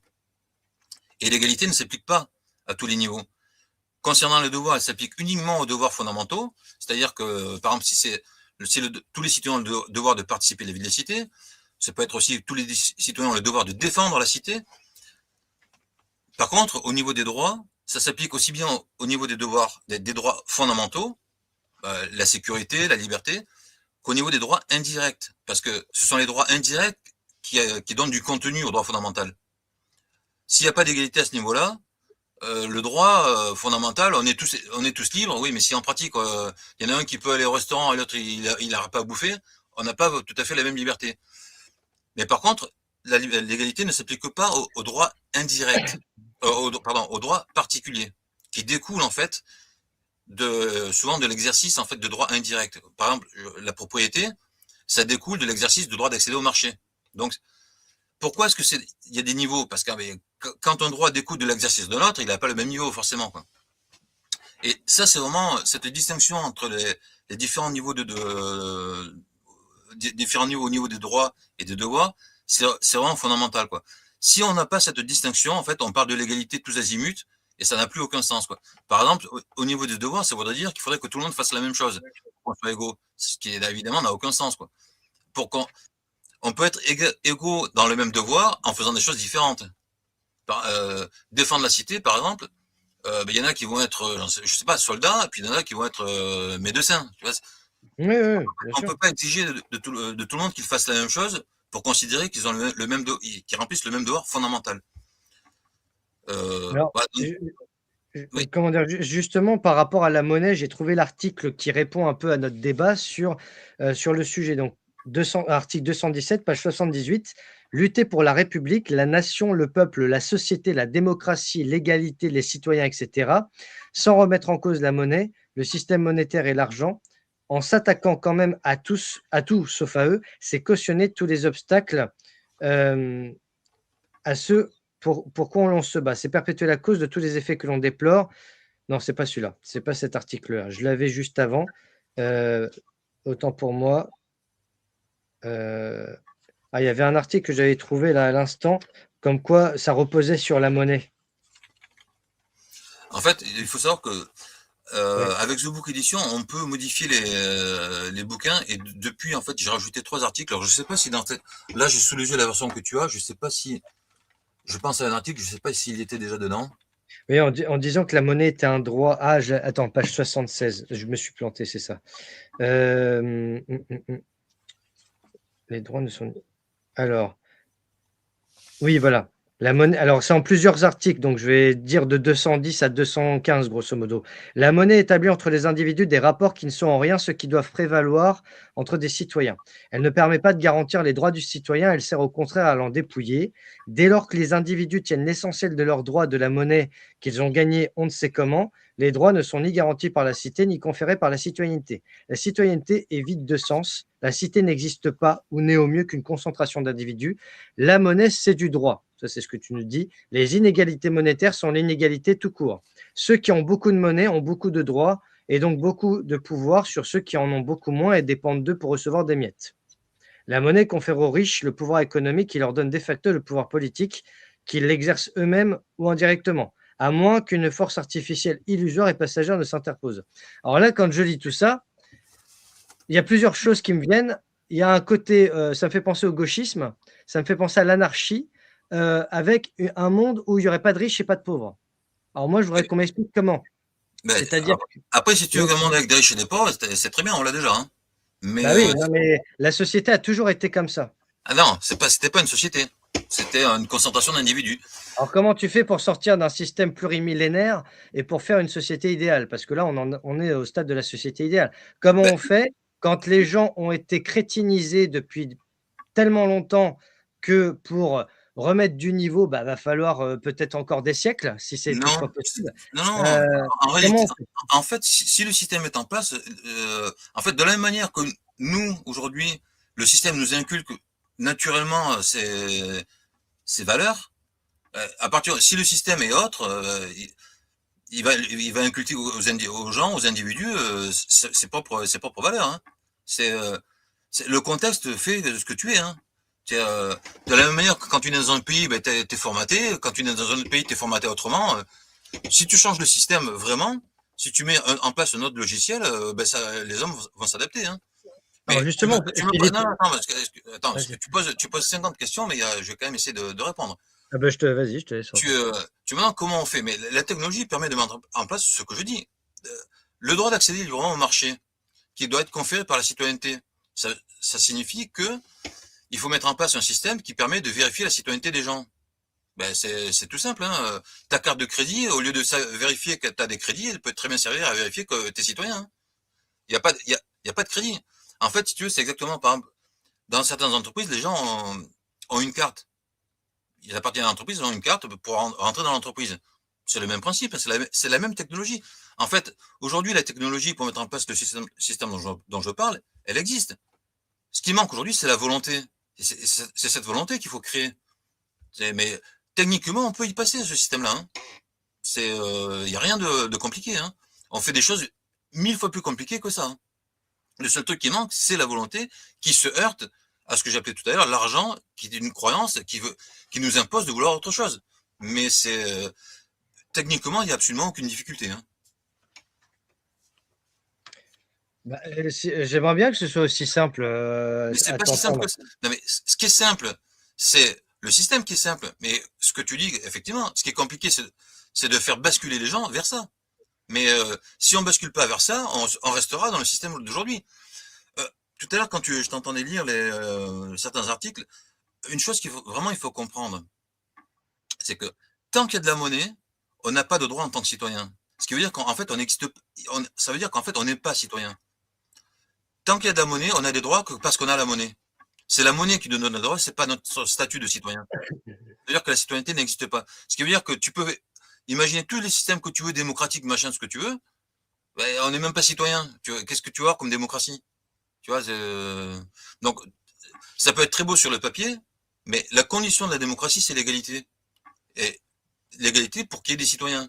S'il n'y a pas de citoyens, ben, il n'y a pas il y a pas de démocratie. Donc, on peut parler de la démocratie, mais hors de l'égalité, ça sert à rien, quoi. Voilà. Et en fait, comme ça, il y a beaucoup de sujets. Hein. On peut parler de tout, en fait. C'est l'article que tu as lu. Tant qu'on parle de tout, sauf de la question monétaire, on parle pour ne rien dire. Et là, on peut parler pendant 15 ans. Hein. Pendant 15 ans, pendant... Alors justement, est-ce que tu penses que les gens sont prêts à changer de ce C'est à ça système? qu'il faut travailler. Non, mais c'est à ça qu'il faut Et travailler. comment tu fais pour les convaincre alors? Mais pourquoi tu crois que j'accepte d'être invité à des émissions? C'est pour que on soit entendu, pour que d'autres l'entendent, pour que d'autres reprennent, d'autres diffusent, etc. Il faut. Et comment on fait pour faire avancer une idée? Mais le truc, c'est que Alors pour faire avancer une idée, c'est une très bonne question ça. Excellente question. il Pour faut faire avancer communiquer une sur. idée, il faut déjà qu'elle soit audible. Première chose, à mon sens, hein, Mhm. attention, hein. Faut déjà qu'elle soit comprise. En fait, il y a plusieurs choses avant même d'essayer de convaincre. Déjà, il faut qu'une idée soit, potentiellement, comment dire? Réalisable dans le réel. Mais pour cela, il faut déjà que les mots employés, soient compréhensibles de tous, que, comment dire? La façon de les mettre en avant soit très pédagogue, très pédagogique. Enfin, ça nécessite un travail de langage, j'allais même dire de comportement humain et cetera, à faire en sorte que ce soit presque à couler de source, presque au stade de se dire: «Pourquoi j'y ai pas pensé avant?» Après Non, sur mais le stade, il y a des gens, voilà. quand ils me disent, effectivement, c'est la réaction que je fais, mais pourquoi j'ai pas pensé avant? Remarque une chose. Moi, j'écris de manière quand même très simple. J'utilise pas c'est pas Ah oui, je l'ai compliqué. vu, oui, oui, oui. C'est pas du C'est vrai, Marx. ça je ne peux pas te le contester parce que c'est le premier que je lis de toi, c'est le premier livre que je lis de toi et bah, c'est clair, c'est, voilà des phrases, simples, faciles à comprendre. voilà, il y a pas, tu passes pas par des concepts, voilà, comment dire, qu'on ne comprend pas forcément, qui nécessitent, voilà, beaucoup d'études ou quoi que ce soit. Mais non, justement, c'est ça qui est intéressant. Après, tu as plusieurs thématiques sur la société notamment. Alors, pour moi, les grands axes majeurs, c'est ce que j'ai noté. Tu as les peuples, la République, la démocratie, l'union, la société. Alors, l'éducation aussi, parce que c'est un thème qu'on n'a pas traité, l'éducation. Même si L'éducation, tu... ah oui, Ouais. je sais pas, je crois pas qu'il y ait un article sur l'éducation, là, précisément. Ah ben, tu vois, comme quoi je l'ai lu le bouquin. Tu avais des doutes. Page 57. Les enfants sont à la charge de leurs parents jusqu'à leur majorité ou leur indépendance et à celle de la cité en dernière instance. C'est l'article 151. Article Mhm. 152. Des parents doivent à leurs enfants amour, protection et éducation. La cité doit aux enfants et de ses citoyens sécurité, instruction et avenir. C'est la phrase de Victor Hugo. Euh, d'accord. L'éducation, ce sont les parents qui la doivent. L'instruction, c'est l'État. Voilà. Voilà. Donc ça, voilà. En fait, Ou moi, alors, alors, déjà, une chose, je pense que dans le milieu, tout à l'heure, tu parlais de gauchisme. Effectivement, s'attaquer à l'argent, ça peut paraître être une idée de gauchiste. Quand on me lit, on voit bien que c'est pas du tout on n'est pas du tout sur cette ligne-là, hein. non, c'est pas tuer les riches ou voler les riches pour donner aux pauvres. Il n'y a pas le côté Robin des Bois non plus. Ça, c'est vrai. Ça, Non, mais au-delà de ça, là tout à l'heure on parlait de la propriété. On parle déjà, rien que le fait de parler de nation. Aujourd'hui, Ah oui. nation, t'es d'extrême droite, hein, tu vois. Alors, d'ailleurs, c'est intéressant. Tout à l'heure, en off, Patriote, déjà, c'est extrême droite maintenant. Donc, voilà, t'aimes ton pays, ça y est, t'es déjà un nazi, quoi. Donc, bon. Euh, D'ailleurs, tout à l'heure, on disait qu'il est important, en fait, de remettre les mots à leur place. Et des mots qui sont aussi très galvaudés, c'est les notions de gauche et droite, hein. évidemment. Moi, j'ai une conception de la gauche qui est pas du tout, plutôt historique, en fait. Une conception, pour moi, la notion de gauche a été définie de manière historique. Historiquement, la gauche, c'est la défense de l'égalité de la nation. C'est ça, la gauche. Historiquement, jusqu'à, disons, Jaurès, hein. Aujourd'hui, on voit bien qu'on n'est plus du tout là-dedans. Et ce qu'on appelle aujourd'hui la gauche, qu'est-ce que c'est en réalité? C'est plus à droite que justement ce qu'on appelle l'extrême droite. Qui est alors, à droite, il n'y a pas forcément le logiciel de l'égalité. Mais il reste quand même au moins la nation. Ce qui se dit de gauche n'a même plus la nation. Donc, alors, tu vas dire, ils ont l'égalité, mais c'est l'égalité universelle, l'égalité en n'importe quoi, en tout et n'importe quoi, au niveau mondial, de tous les êtres humains. Enfin, une égalité qui est vide de sens. Ça veut dire, en fait, ils sont pas du tout de gauche, quoi. Ils sont sur une ligne capitalo-mondialiste. En fait, la logique, ce qui définit la gauche, c'est la logique sociale. Ah ben, je vais profiter, attends, je vais garder ça de côté. Excusez-moi, il faut que je mette le schéma, voilà. En fait, pour moi, il y a deux logiques fondamentales. Mais je l'ai dit tout à l'heure en commençant l'émission. Il y a la logique sociale, qui est en fait, fondamentalement, on est des animaux sociables. À l'origine, on est des animaux. On peut tourner comme on veut, mais on est quand même des animaux. Et en nous, on a cette logique sociale. Elle a été écrasée par la logique monétaire. Et c'est ce que je voulais dire. En fait, il y a deux logiques qui s'affrontent. D'un côté, on a la logique sociale. Et des gens, même qui se disent de droite, veulent défendre la souveraineté du peuple, des choses comme ça, qui sont en fait, qui sont la logique de gauche. Et à côté de ça, il y a la logique monétaire. Alors, je vais, si tu veux, je vais détailler en fait ces deux logiques. Pour moi, la logique sociale, à la base, donc, on a la citoyenneté, la nation. Et de ces concepts-là découlent deux autres principes qui eux-mêmes ont d'autres principes, ont d'autres conséquences. Le premier principe de ce sommet de la pyramide, la citoyenneté et la nation, c'est le patriotisme. Le patriotisme, alors, quand on prend la Révolution, le patriotisme, il est là, hein. On peut tourner comme on veut, mais le mot patrie, il est là, il est dans toutes les phrases. Bref. Donc, le principe de patriotisme. Le principe de patriotisme amène le principe de souveraineté nationale et souveraineté populaire. Et ce principe-là amène le principe d'indépendance donc nationale, hein, et le principe d'indépendance amène le principe de non-ingérence. Tout ça, c'est en cascade. Deuxième pilier de la logique sociale, c'est l'égalité. L'égalité amène la liberté matérielle et morale, et qui amène à la démocratie. Et après, il y a des passerelles entre ces principes des deux côtés. Donc, on a la logique de gauche, je répète, c'est la cité et la nation, avec d'un côté le patriotisme, de l'autre côté l'égalité. La logique monétaire, qui est donc ce que j'appelle la logique de droite, qui est basée donc évidemment, qui part de l'argent et de la monnaie, et qui elle aussi a deux jambes. D'un côté, on a l'individualisme, comme je l'ai dit tout à l'heure, pour les raisons que j'ai expliquées, que le système monétaire, enfin que l'échange monétaire est individualiste. Donc forcément, un des piliers de la logique monétaire, c'est l'individualisme, avec la conséquence qui est ce que j'appelle l'égoïsme ou l'universalisme. Ensuite, l'antinationalisme et le sans-frontiérisme. Et enfin, le mondialisme. Quand on parle, en fait, l'individualisme et le mondialisme sont les deux faces d'une même pièce. Quand il y a que des individus, on est face au monde. Et le deuxième pilier, la deuxième jambe de cette logique monétaire, c'est l'inégalité. Par définition, un système monétaire ne peut pas être égal. De l'inégalité découle l'exploitation et l'oppression. De là, l'oligarchie et la plutocratie. De là, la dictature. Et donc, de la même manière, entre tous ces principes, il y a des passerelles. Et donc, voilà ce que j'appelle la logique de droite. Et quand on est exclusivement dans cette logique-là, c'est l'extrême droite. Quand on est exclusivement sur le logiciel de gauche, alors le logiciel de gauche, il a été défini à l'époque de la Révolution française à un détail près, c'est qu'ils n'avaient pas l'égalité, puisqu'ils étaient pas sortis du logiciel monétaire.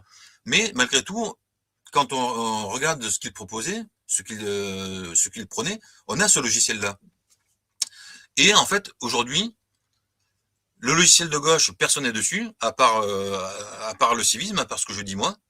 Personne n'est dessus à 100%. Le logiciel de droite, il y a des gens qui sont dessus à 100%, mais la plupart des gens, en fait, sont entre les deux. En fait, ils piochent d'un côté, ils piochent de l'autre. Voilà, ils vont vouloir l'égalité avec l'individualisme ou l'inégalité avec le patriotisme. Enfin, tu vois, c'est un mix des deux. Quoi. Et c'est pour ça que je te disais qu'en fait, il y a deux logiques qui s'affrontent. Et ça, voilà, pour savoir si un courant est de gauche ou de droite, mais il faut savoir donc ce que doit être le contenu de la gauche et de la droite. Et quand on regarde le contenu de ce qu'est la gauche, ben, je suis désolé, mais les partis qu'on nous présente de gauche ne sont pas tellement de gauche en réalité. Hein. Ils sont beaucoup plus à droite qu'à gauche. Et inversement, souvent des partis qui sont présentés comme d'extrême droite ben, sont plus à gauche qu'à droite. Et ça, je pense que cette grille de lecture est intéressante. Quoi. Si les gens veulent la retrouver, j'ai fait une vidéo précisément là-dessus, gauche-droite, ils vont retrouver le choix. Il y a une question de Campus Stella. Que pense l'invité du projet Mosica, un système sans argent?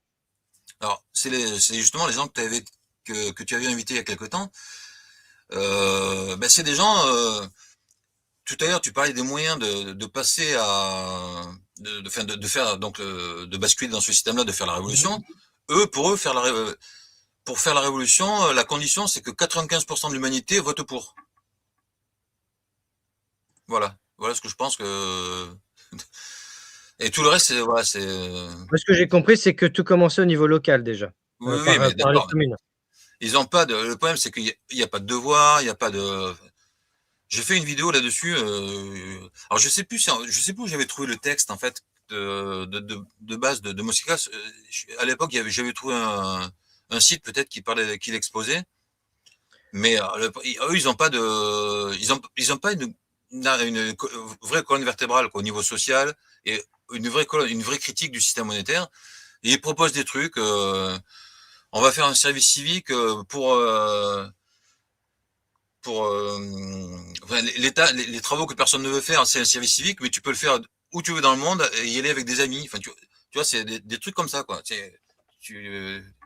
Non mais la caricature, c'est ce que je te dis, c'est eux, ils n'accepteront de sortir du système monétaire que si 95% de l'humanité vote oui le même jour. Tu vois, c'est des trucs comme ça, quoi. Et ben, donc évidemment, c'est une théorie. Ils sont mondialistes. Alors, mais t'as du local. Un coup c'est mondialiste, un coup c'est localiste. Un coup ils te disent que la technologie va tout faire. Un coup ils te disent que il faudra que tout le monde ait des moufles tricotées à la main. Enfin, Bon, alors après, ce qui est intéressant, c'est que c'est des gens qui, malgré tout, ont cette bonne intuition qu'il faut sortir du système monétaire.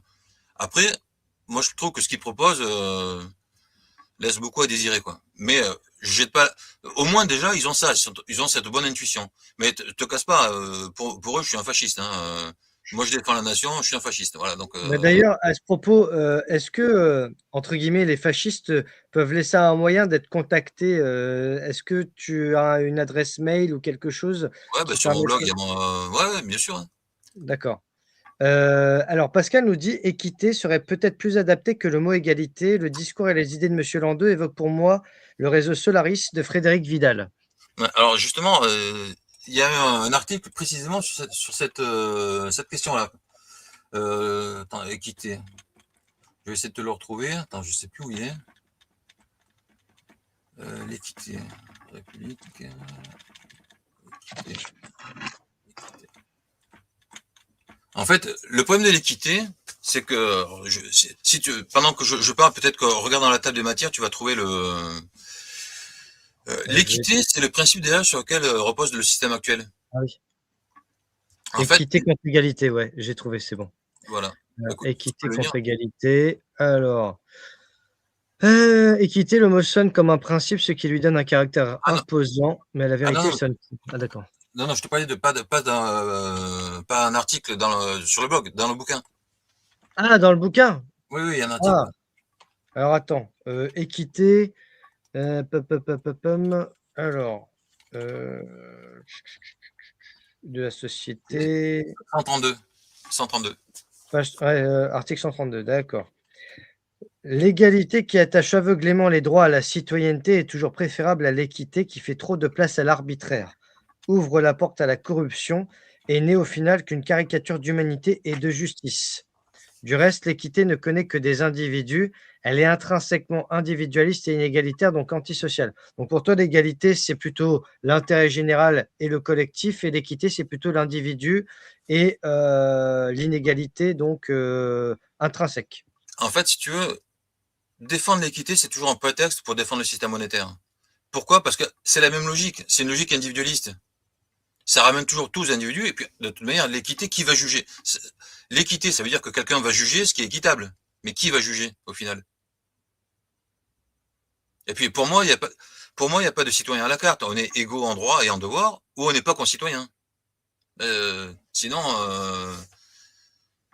voilà, c'est ce que je dis. Il n'y a pas de citoyen à la carte. D'accord. Oui, ça c'est sûr. Ok.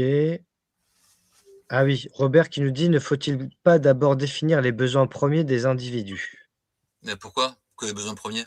Alors ça me fait penser à une réflexion de Robespierre, qui lui voulait garantir justement l'accès aux denrées de première nécessité, etc.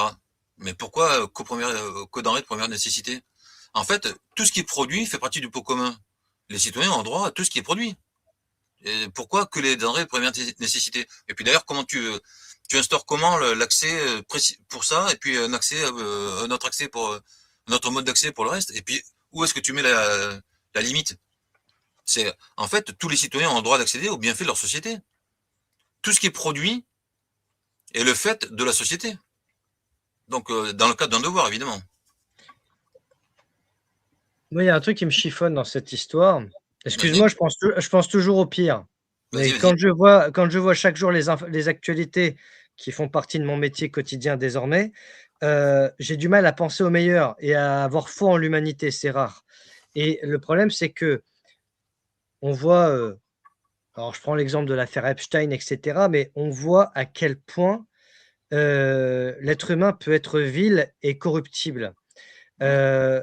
Et c'est vrai que il y a un truc auquel on n'a pas encore on a parlé de l'éducation, mais concernant, la protection de l'enfance, parce que ça, c'est pareil. Là, je pense à mon ami feu Michel Chanu, je le cite très souvent depuis sa disparition. Je le citais avant, mais je le cite encore plus aujourd'hui, parce qu'il a dit quelque chose de très juste, qui devrait tous nous hanter et limite nous empêcher de dormir. C'est: «Pour tuer un pays, on s'attaque d'abord à l'enfance». Alors, la priorité, c'est la monnaie, oui, mais une société avec ou sans monnaie, où les enfants n'ont aucun avenir, où sont, torturés et cetera, pour moi, ça passe même avant la monnaie parce que le problème, c'est que nous sommes des marchandises et ça, c'est pas moi qui l'ai dit, c'est Sarkozy. Il l'a dit en 2006. C'est-à-dire que pour les mondialistes, les êtres humains sont des marchandises et donc sont vendus comme tels. D'ailleurs, on parle bien de transfert, on parle de mercato dans le milieu du sport, dans le foot ou ailleurs. C'est-à-dire que c'est pas, seulement l'humain, c'est ce qu'il représente, sa valeur, mercantile et en réalité, dans une société où on bascule dans le transhumanisme, l'intelligence artificielle, où on a des Bill Gates et consorts qui nous disent que de toute façon l'être humain, il va plus servir à rien puisqu'il y aura les machines pour le remplacer. Est-ce qu'on n'est pas déjà en retard d'un combat? C'est-à-dire que oui, il y a la monnaie, mais, Non, mais c'est pas oui, il y a la monnaie. C'est pas ce qu'il y a la monnaie. C'est pas ce qu'il y a la monnaie. Tiens, tu, toutes les îles dont tu parles, c'est pas les pauvres, hein. C'est les gens qui sont au-dessus des lois parce qu'ils ont tout le pognon, hein. ah, il y a une question intéressante là, de civisme secret. Les animaux fonctionnent sans argent, comment font-ils? Pas mal ça comme question. Ouais, ben, en fait, tout à l'heure, je te dis, on est des animaux. Mais effectivement, les animaux sociables fonctionnent exactement comme je le dis. C'est, évidemment, il n'y a pas d'argent. Chacun, alors, évidemment, il n'y a pas d'échange. Il y a pas de. Alors, là, c'est aussi la question de l'échange. Des fois, j'entends dire, il faut pas d'échange. Non, c'est dans toute société, il y a de l'échange par définition. Sinon, il n'y a pas de société. C'est parce que. Mais qu'est-ce qu'ils échangent? Évidemment, les animaux, ils changent pas des objets qu'ils auraient fabriqués. Qu'est-ce qu'ils échangent, les animaux? Ils échangent leur participation. Ils participent et en retour, ils profitent des bienfaits de la force de l'union. Les hommes vont chasser, les autres vont s'occuper des petits, et puis après tout le monde mange. Parce que chez les animaux, chez les animaux, les devoirs et les droits. Tout à l'heure, je parlais de devoirs fondamentaux. En fait, chez les animaux, on est vraiment au niveau fondamental. C'est pas des choses compliquées. C'est quoi le droit des animaux? C'est d'être en sécurité.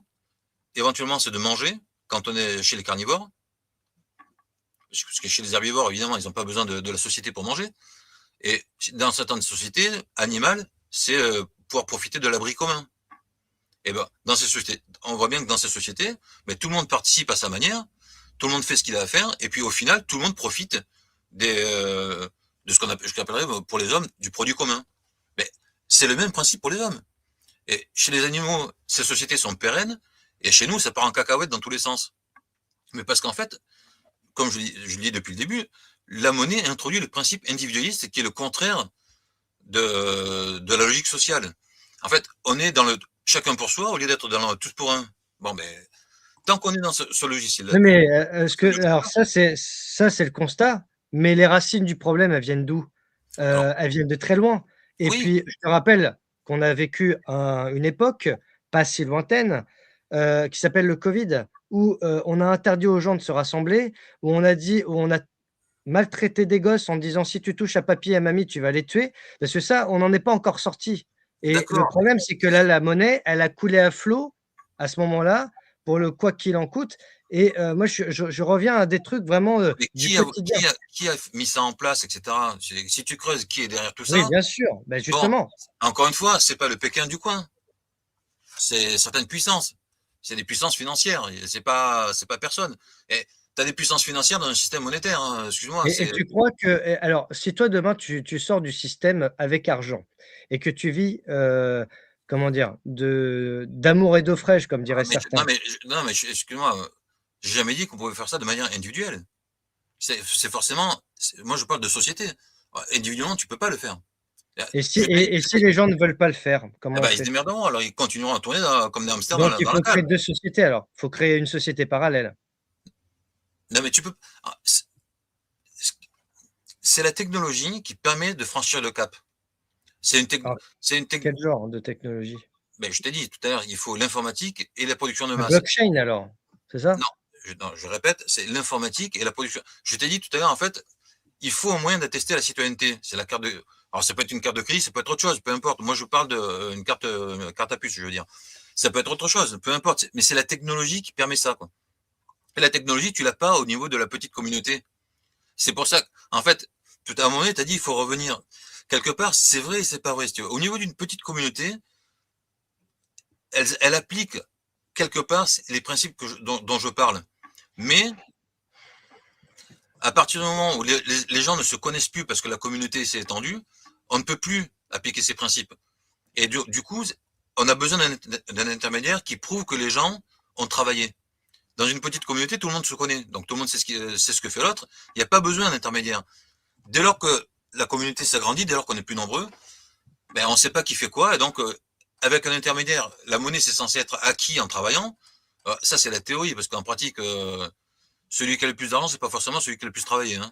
Bon, mais du coup, cet intermédiaire en tout cas arrive, et on n'arrive plus à en sortir jusqu'à aujourd'hui. Et la technologie justement permet ça, permet de savoir qui fait quoi, sans avoir besoin d'introduire un intermédiaire entre les devoirs et les droits. Alors, tu parlais des retraites tout à l'heure. C'est vrai qu'on n'a pas continué parce qu'il y a à peu près 12 millions de retraités, si j'en crois certains chiffres. Ouais. Comment on fait avec les retraités? Parce qu'ils ne travaillent plus, ils sont plus dans la vie active et ils ont, comment dire, une retraite, donc tous les mois, même si pour beaucoup, elle n'est pas forcément suffisante au prorata de ce qu'ils ont travaillé, parce que la génération qui est partie en retraite ces dernières années, pour beaucoup, ils bossaient à 14 ans. Euh, Comment on fait avec eux? Parce que est-ce que c'est égalitaire, inégalitaire, inéquitable? Comment ça se passe si on D'après, sort du système, bien sûr, ouais, d'après toi, ça va évidemment pas être inégalitaire. Bon, comment on fait? Alors, avant de parler du retraité, je te parlais d'abord de l'actif. Ouais, L'actif, quand il est citoyen, du fait même qu'il soit citoyen, il a accès librement au marché. Eh ben, quand tu es retraité, tu es toujours citoyen. C'est quoi un retraité? C'est quelqu'un à qui la cité dit, ben, maintenant, alors, dans le bouquin, j'aborde pas les questions pratiques, parce que justement, je me situe au niveau des principes, et c'est un bouquin qui c'est se pour ça veut. que je te pose des questions pratiques parce Oui, que oui, mais tu vois? d'accord, mais ça, je l'ai traité dans la théorie, évidemment. Hein. Mmh. La théorie, la théorie dans le civisme, c'est vraiment pratique. Euh, mais donc, dans ce bouquin-là, je parle pas de solutions pratiques parce qu'en fait, précisément, chaque pays peut adopter la sienne. Bon, mais moi, en tout cas, celle que je prends, celle que j'explique, c'est que pour arriver à la retraite, dans mon système, déjà, il n'y a pas d'âge de retraite. Il faut avoir participé un certain temps. Donc, si le mec il a rien foutu pendant des années, ben, ça recule de temps le moment où il est à la retraite. Mais quand tu es à la retraite, ben, tu es toujours citoyen. Comme c'est la citoyenneté qui te donne accès au marché, ben, voilà, ben, tu accèdes au marché, c'est tout. Quoi. De la même manière. Le principe est le même. T'es pas moins égal quand tu es à la retraite que quand tu étais actif. Tu es toujours citoyen. Alors, justement, la question, mais pourquoi ne pas parler des solutions pratiques? Non, mais c'est pas que je veux pas en parler. C'est que là, on est en train de parler de ce bouquin-là, Ouais? qui n'est pas axé sur les solutions pratiques parce qu'elles elles sont pas intemporelles. Après, dans la théorie elle-même, oui, là, c'est très pratique, évidemment. Ouais, mais après, tu peux pas empêcher les gens de vouloir Oui, être non, mais pragmatiques maintenant, bien tu sûr. vois? Non, mais j'explique, Parce que je réponds à la question. Pourquoi est-ce oui, que là, oui, oui. c'est que ce bouquin-là, c'est pas le sujet, quoi. Mais évidemment, toute ma théorie, il y a 5-6 bouquins dessus, et on parle que de ça, évidemment. Quoi. Donc là, en tout cas, tu vois, tu posais la question sur les retraites. Ben, un retraité est toujours citoyen. Oui ou non, est-ce qu'un retraité doit être toujours citoyen? Ben, moi, je pense que oui. Et est-ce qu'en tant que citoyen, il doit avoir les mêmes droits qu'avant? Ben, si les droits sont liés à la citoyenneté, tu as les mêmes droits quand tu es à la retraite que quand tu travaillais. Et un des droits fondamentaux, c'est de profiter des méfaits de la cité, qui, de manière indirecte, se traduit par le droit d'accéder au marché, d'accéder librement au marché.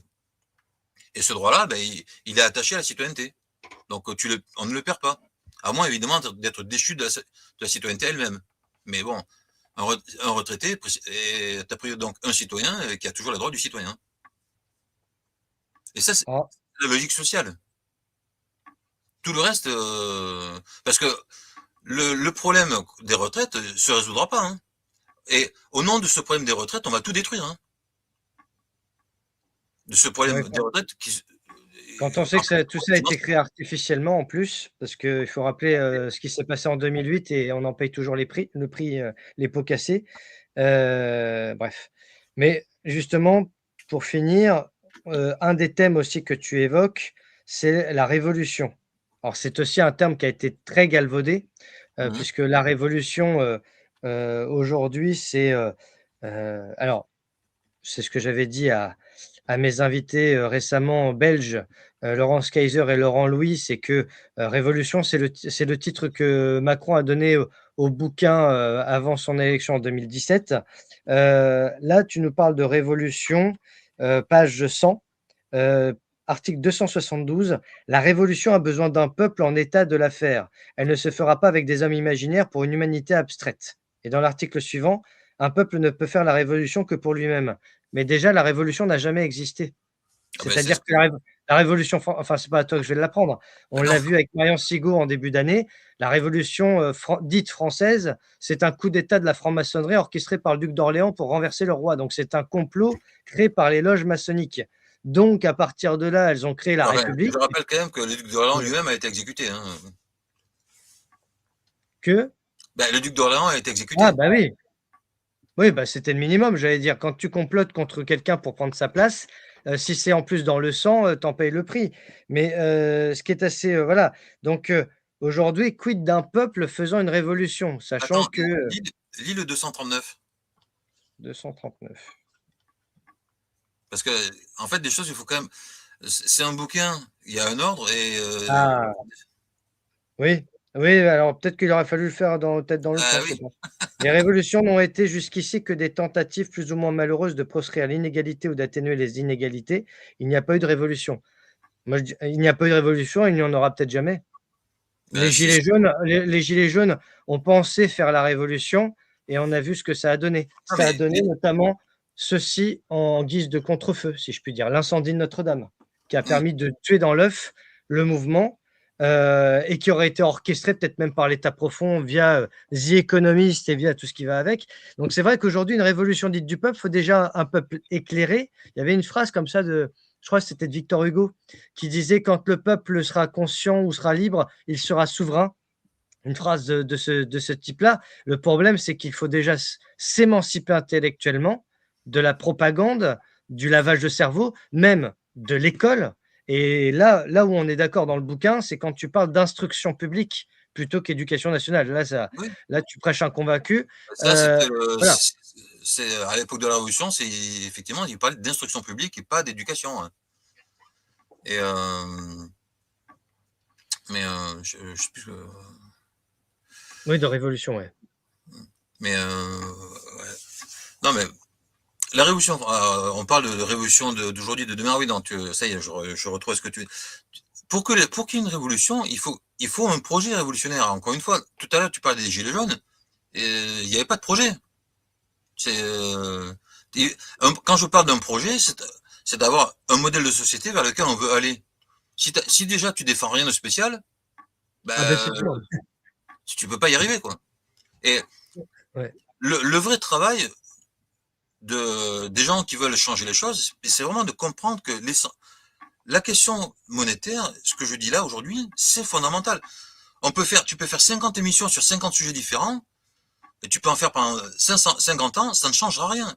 Tant qu'on ne s'attaquera pas au cœur du système, évidemment, encore une fois, l'argent, c'est une croyance, c'est une idée. Tout le monde l'a dans la tête. Donc c'est pour ça que c'est très dur, en fait, de faire avancer cette idée-là, quoi. Parce qu'elle se heurte à tous les préjugés.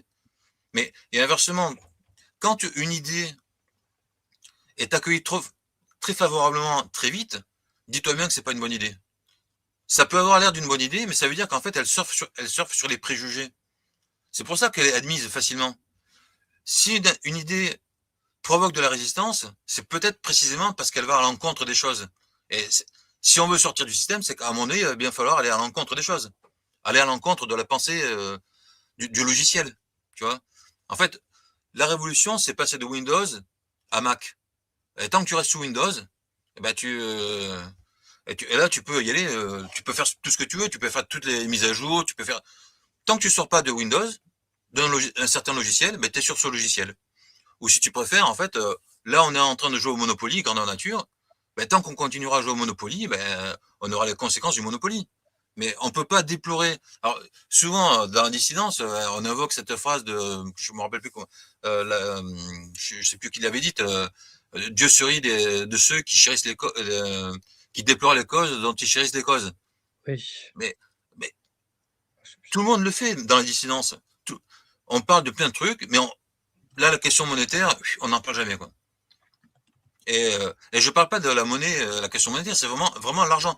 Le concept de l'argent, personne ne l'a, ce concept. C'est Bossuet qui l'a dit. Bossuet, c'est ça, ouais. Ben, moi, je citerai Léon Tolstoï qui disait avant de vouloir changer les choses, il faut déjà apprendre à changer soi-même. Je pense que déjà la prise de conscience individuelle, Bien sûr, c'est il faut la le Covid a été l'opportunité pour beaucoup de gens de faire une introspection générale. Ça va prendre du temps, mais voilà, créer un nouveau monde, une nouvelle société, plus voilà, dans une démarche d'émancipation, de sécession, avec des systèmes qui n'ont pas, voilà, qui n'ont pas fonctionné. Moi, à titre personnel, c'est très simple, hein, la République n'a jamais et ne fonctionnera jamais parce qu'elle a été faite sur des mensonges, elle a été faite sur des assassinats, sur des complots. Elle n'a pas été faite avec le peuple, elle a été faite contre elle, comme Macron qui nous déclare la guerre le 16 mars 2020 et nous sommes toujours en guerre contre ce système. Après, démocratie. D'accord, le système dont tu rêves, tu l'appellerais comment? Tu mettrais quel nom? Le système dont je rêve. Parce que J'en rêve pas du système, je rêve déjà qu'on sorte de celui-là. d'accord, mais non, mais c'est pour moi, le problème, c'est que la question est mal posée. Excuse-moi, hein, mais je pense qu'en fait, c'est pour ça qu'on n'avance pas. Parce qu'on pense à l'envers. C'est-à-dire qu'au lieu de voir déjà après-demain ce qui va se passer, il faut déjà voir ce soir ce qui se passe. Et puis demain. Et puis au Non, fur et à mesure. Le problème, c'est que les gens ne peuvent plus vivre comme il y a 40 ans. Non, mais je finis. Il y a 30 ans, comment dire, ceux qui ont vécu les 30 Glorieuses ne se préoccupaient pas du lendemain. Parce que quand ils perdaient leur boulot à 8 h du matin, à 10 h, ils en avaient retrouvé un. Aujourd'hui, tu perds un boulot, tu peux le perdre pour toujours, et puis pour en retrouver un, tu as intérêt à te lever de bonne heure. Et le problème, c'est que le système aujourd'hui est destructeur. Il broie les gens. Il n'en a rien à foutre des gens. Je veux Parce pas que dire le le système, contraire. voilà. Et que ce soit monétaire, éducatif ou quoi que ce soit.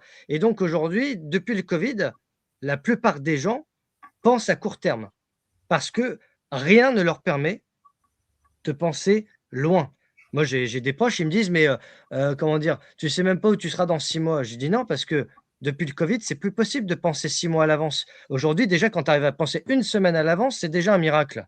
Parce qu'en réalité, déjà, faut réparer tout ce qui s'est produit ces 6 dernières années. 2020, ça a été une déflagration. Le monde avant 2020 ne sera plus du tout pareil que celui qu'on connaît aujourd'hui, sur tous les points, que ce soit sur monétaire, etc. Et comme tu parles de la monnaie, je vais même te parler du franc. Parce qu'aujourd'hui, qui sait encore compter en francs? Moi, je compte encore en francs. Pourtant, j'ai 35 ans. Voilà. Moi, quand je vais prendre mon essence, je ne regarde pas 1,85 €. Je regarde 11 ou 12 francs. Combien je me fais entuber depuis 25 ans à prendre de l'essence. Quand j'achète ma baguette de pain, je ne pense pas à 1 € ou 1,20 €. Je me dis, putain, on nous avait promis qu'on passerait jamais à 1 € et c'était il y a 10-15 ans. Eh ben, non seulement on s'est fait avoir, mais en plus, sans vaseline. Et demain, c'est pareil. Donc, déjà, la priorité absolue des gens, c'est même pas de penser à un monde sans argent, parce que pour la plupart, c'est inenvisageable. Déjà, les gens, par exemple, envisager que Macron quitte le pouvoir, c'est déjà inenvisageable. Alors, je pense qu'il faut être aussi réaliste. Mais c'est pas pour critiquer ce que tu dis, c'est que on n'a pas du tout le même paradigme. C'est simplement ça. En fait, il faut arrêter de vouloir être contre. Je suis bien d'accord. Pour avancer, il faut être pour quelque chose, quoi. Tu vois, oui, mais bon, va essayer de convaincre. Là, il y a 330 personnes qui regardent. Je suis pas sûr que tu arrives à convaincre ne serait-ce que 15 personnes de penser pour. Déjà aux élections. La réalité, je m'en fous. Moi, je te dis. Oui, mais si tu t'en fous de tout, on peut pas discuter aussi. Non, mais si on ne va pas là, on ira nulle part. Voilà, pour l'instant, on va nulle part. Alors, je suis désolé, mais. Oui, mais en fait, moi, quand j'ai vu les gilets jaunes, mais d'entrée, je savais que ça déboucherait sur rien. Il y a pas de, ils veulent aller nulle part. On sait très bien que ça. Écoute, en tout cas, j'ai été gilet jaune. Ça n'a pas été totalement inutile. Ça a permis de recréer le contact, déjà. Des gens qui étaient à Pétaouchnok, qui se réunissent sur un rond-point, qui font des rencontres, qui se réunissent pour parler. Moi, j'ai entendu parler quand même d'assemblées citoyennes de sortie de la France de l'Union européenne, alors qu'à la base, c'était le prix du carburant, il faut le rappeler. Hein. Les gens ont oublié ça. Ils me disent non, c'était pas le prix du carburant. Si, pour ceux qui ont encore une mémoire et qui l'utilisent, c'était Priscilla Ludowski avec le prix du carburant, qui était à l'époque à 1,38 €. Tu vois à quel point on nous l'a foutu à l'envers depuis. On est à 1,78, 1,80 et c'est repassé parfois à 2 €. Mais c'était 50 centimes moins cher et on avait 2 millions de personnes dans la rue. Le Covid a anesthésié les gens. Ce qu'on oublie souvent, c'est que les picouzes ont anesthésié beaucoup de gens. Il y a des gens qui ont plus de mémoire parce que ce qu'on leur a mis dans les injections leur ont fait perdre la boule et les ont rendus zombies. La population a été zombifiée. Et ça, malheureusement, on l'oublie, mais ça fait partie. Moi, je n'ai pas été zombifié, je ne me suis pas fait injecter. Et donc, je constate des gens qui me contactent, qui ont été vaccinés 1 fois, 2 fois, 3 fois, qui me disent: «Je ne suis plus la même personne». Et il faut prendre en conscience ça parce qu'on ne peut pas créer un monde de demain en ayant les mêmes modes de pensée qu'aujourd'hui. Et le problème, c'est qu'aujourd'hui, il y a des gens qui, physiquement et mentalement, ne sont plus prêts à avancer sur un autre truc. Ils sont tellement matrixés parce qu'ils ont bouffé des trucs ou été injectés par des trucs. Voilà, donc c'est tout un cheminement à refaire. Et on ne peut pas leur dire: «Bah, si vous pensez pas ça, vous êtes des cons», parce que alors là, ça fera l'effet inverse, ça finira en guerre civile. C'est ce qu'on est en train de vivre. Là, on voit un gamin de 23 ans qui se fait buter à mort, qui se fait niquer la gueule et moi j'ai connu ça à l'école, donc je sais ce que c'est, sauf que j'en suis pas mort. Mais un gamin de 23 ans lynché par des antifas. Voilà l'état de notre société aujourd'hui. Et oui, la monnaie, c'est hyper important, mais nous sommes gérés par des banksters. Il faut rappeler qui est Macron, banquier de chez Rothschild. Donc déjà, faut virer des gens comme ça. Mais il faut virer tout le système. Ça va peut-être tomber, c'est peut-être sur le point de tomber avec l'affaire Epstein. Mais là, je pense que, comme disent certains dans les commentaires, en fait, l'effondrement va venir. Maintenant, après, quand l'effondrement sera venu, il faudra écrire une nouvelle page. Ouais, mais l'effondrement de quoi? De quoi est-ce qu'on parle réellement? De toute la société, de Non, tout mais un monde. un pan du système peut s'effondrer, mais c'est pas forcément, c'est pas le système lui-même qui s'effondre. Tant que l'argent est là, le système est là, hein. C'est le logiciel de base. Tant qu'il y a en fait, avec l'argent, il y a une force des choses. Donc, effectivement, t'as des systèmes qui, eux, peuvent s'effondrer, mais ça repart. C'est, tant qu'on sort pas de ce jeu-là, du Monopoly, on joue au Monopoly. C'est une image qu'il faut avoir, en fait. On joue au Monopoly. Alors, on peut déplorer mais après, en haut de la pyramide, tu remplaces par Pierre-Paul Jacques, ça change rien. Tôt ou tard, c'est une pyramide, il y aura quelqu'un en haut. Peu importe qui c'est. Mais tant qu'on parle d'autre chose, notre rôle, moi je pense que le rôle des dissidents, c'est d'amener à prendre conscience de ça. Et vraiment de focaliser sur ces questions-là, d'amener les gens à réfléchir là-dessus. Évidemment, les gens à court terme, on est tous pris par nos préoccupations, mais moi aussi, hein, moi il faut que je bosse tous les jours, mais ça veut pas dire qu'après tu gagnes de l'argent pour vivre. Bah oui, mais quand par ailleurs tu te réfléchis, là tu peux, il faut aller vers des choses plus constructives. Mais voilà, c'est pas parce qu'effectivement au jour le jour on est tous pris par nos problèmes qu'il faut s'empêcher de proposer aux gens une vraie alternative. En fait, Non, mais ce qui manque, c'est l'alternative. C'est ça. là, ce que j'ai fait avec toi, c'est que je t'ai reçu. J'étais le seul à le faire pour le moment. Ouais. Peut-être qu'il y aura d'autres opportunités. Et puis, on débat parce que moi, j'aime bien débattre et surtout savoir où je vais. Et pour l'instant, les gens ne savent pas où ils vont. Je constate dans les commentaires, etc., sur les réseaux sociaux. Moi, je vis avec les réseaux sociaux, c'est mon outil de travail. Et je vois que les gens sont. Et puis, bon, nous, on a des tempêtes en plus, là, en ce moment. Donc, je vais te dire qu'on a d'autres chats à fouetter avec les inondations et les crues. Mais c'est fait exprès. C'est fait exprès, c'est voulu pour qu'on ne s'occupe pas de l'essentiel. Mais la monnaie, oui, bien sûr, c'est très important, la monnaie. Et chacun réfléchit et propose des solutions pour sortir de ce système, dont toi, avec la République universelle. Voilà. Donc, merci déjà de nous avoir présenté cet ouvrage avec ces différents articles. Si tu veux laisser un mot de la fin, je t'en prie. Là, du coup, on est un peu près du cours. Tu parlais de présentation de l'ouvrage. En fait, on n'a pas vu la structure de l'ouvrage. J'aurais quand même voulu peut-être expliquer. En fait, nous, on est allé directement dans le vif du sujet, mais dans le bouquin, ce dont on a parlé essentiellement, à savoir la question de l'argent, système monétaire, tout ça, c'est secondaire. Le bouquin pose d'abord les principes d'abord, on pose le cadre. Tout à l'heure, on a commencé par la République n'existe pas, universelle n'existe pas, l'homme, la nation, etc. Et puis après, j'expose les principes de ce que j'appelle une union, les principes de base d'une union. Ça, en fait, c'est ça le vrai cœur du système, du bouquin, quoi. Derrière, je parle de la société, qui est une union particulière dans le but de survivre. Donc, on retrouve les principes de l'union, mais appliqués à la question de la survie. Donc là, il y a une autre dimension, la dimension de la défense, la dimension de, enfin, la question des ennemis intérieurs, extérieurs, etc. Et après, en fait, ça, avec ces deux parties-là, on a déjà le système dont je parle. Il est dans les principes. Le civisme, lui, c'est l'application. Le civisme, donc, qui est ma théorie, c'est l'application concrète de ces principes.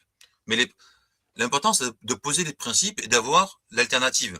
Et derrière, donc, j'explique que la République, c'est ça. En fait, c'est la société digne de ce nom.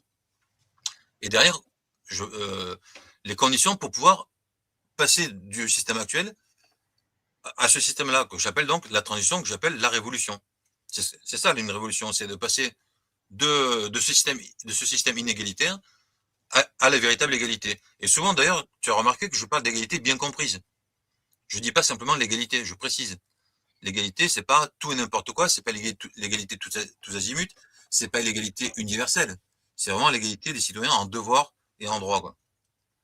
Voilà. Est-ce que tu peux nous parler de la carte civique? C'est une question qui est posée.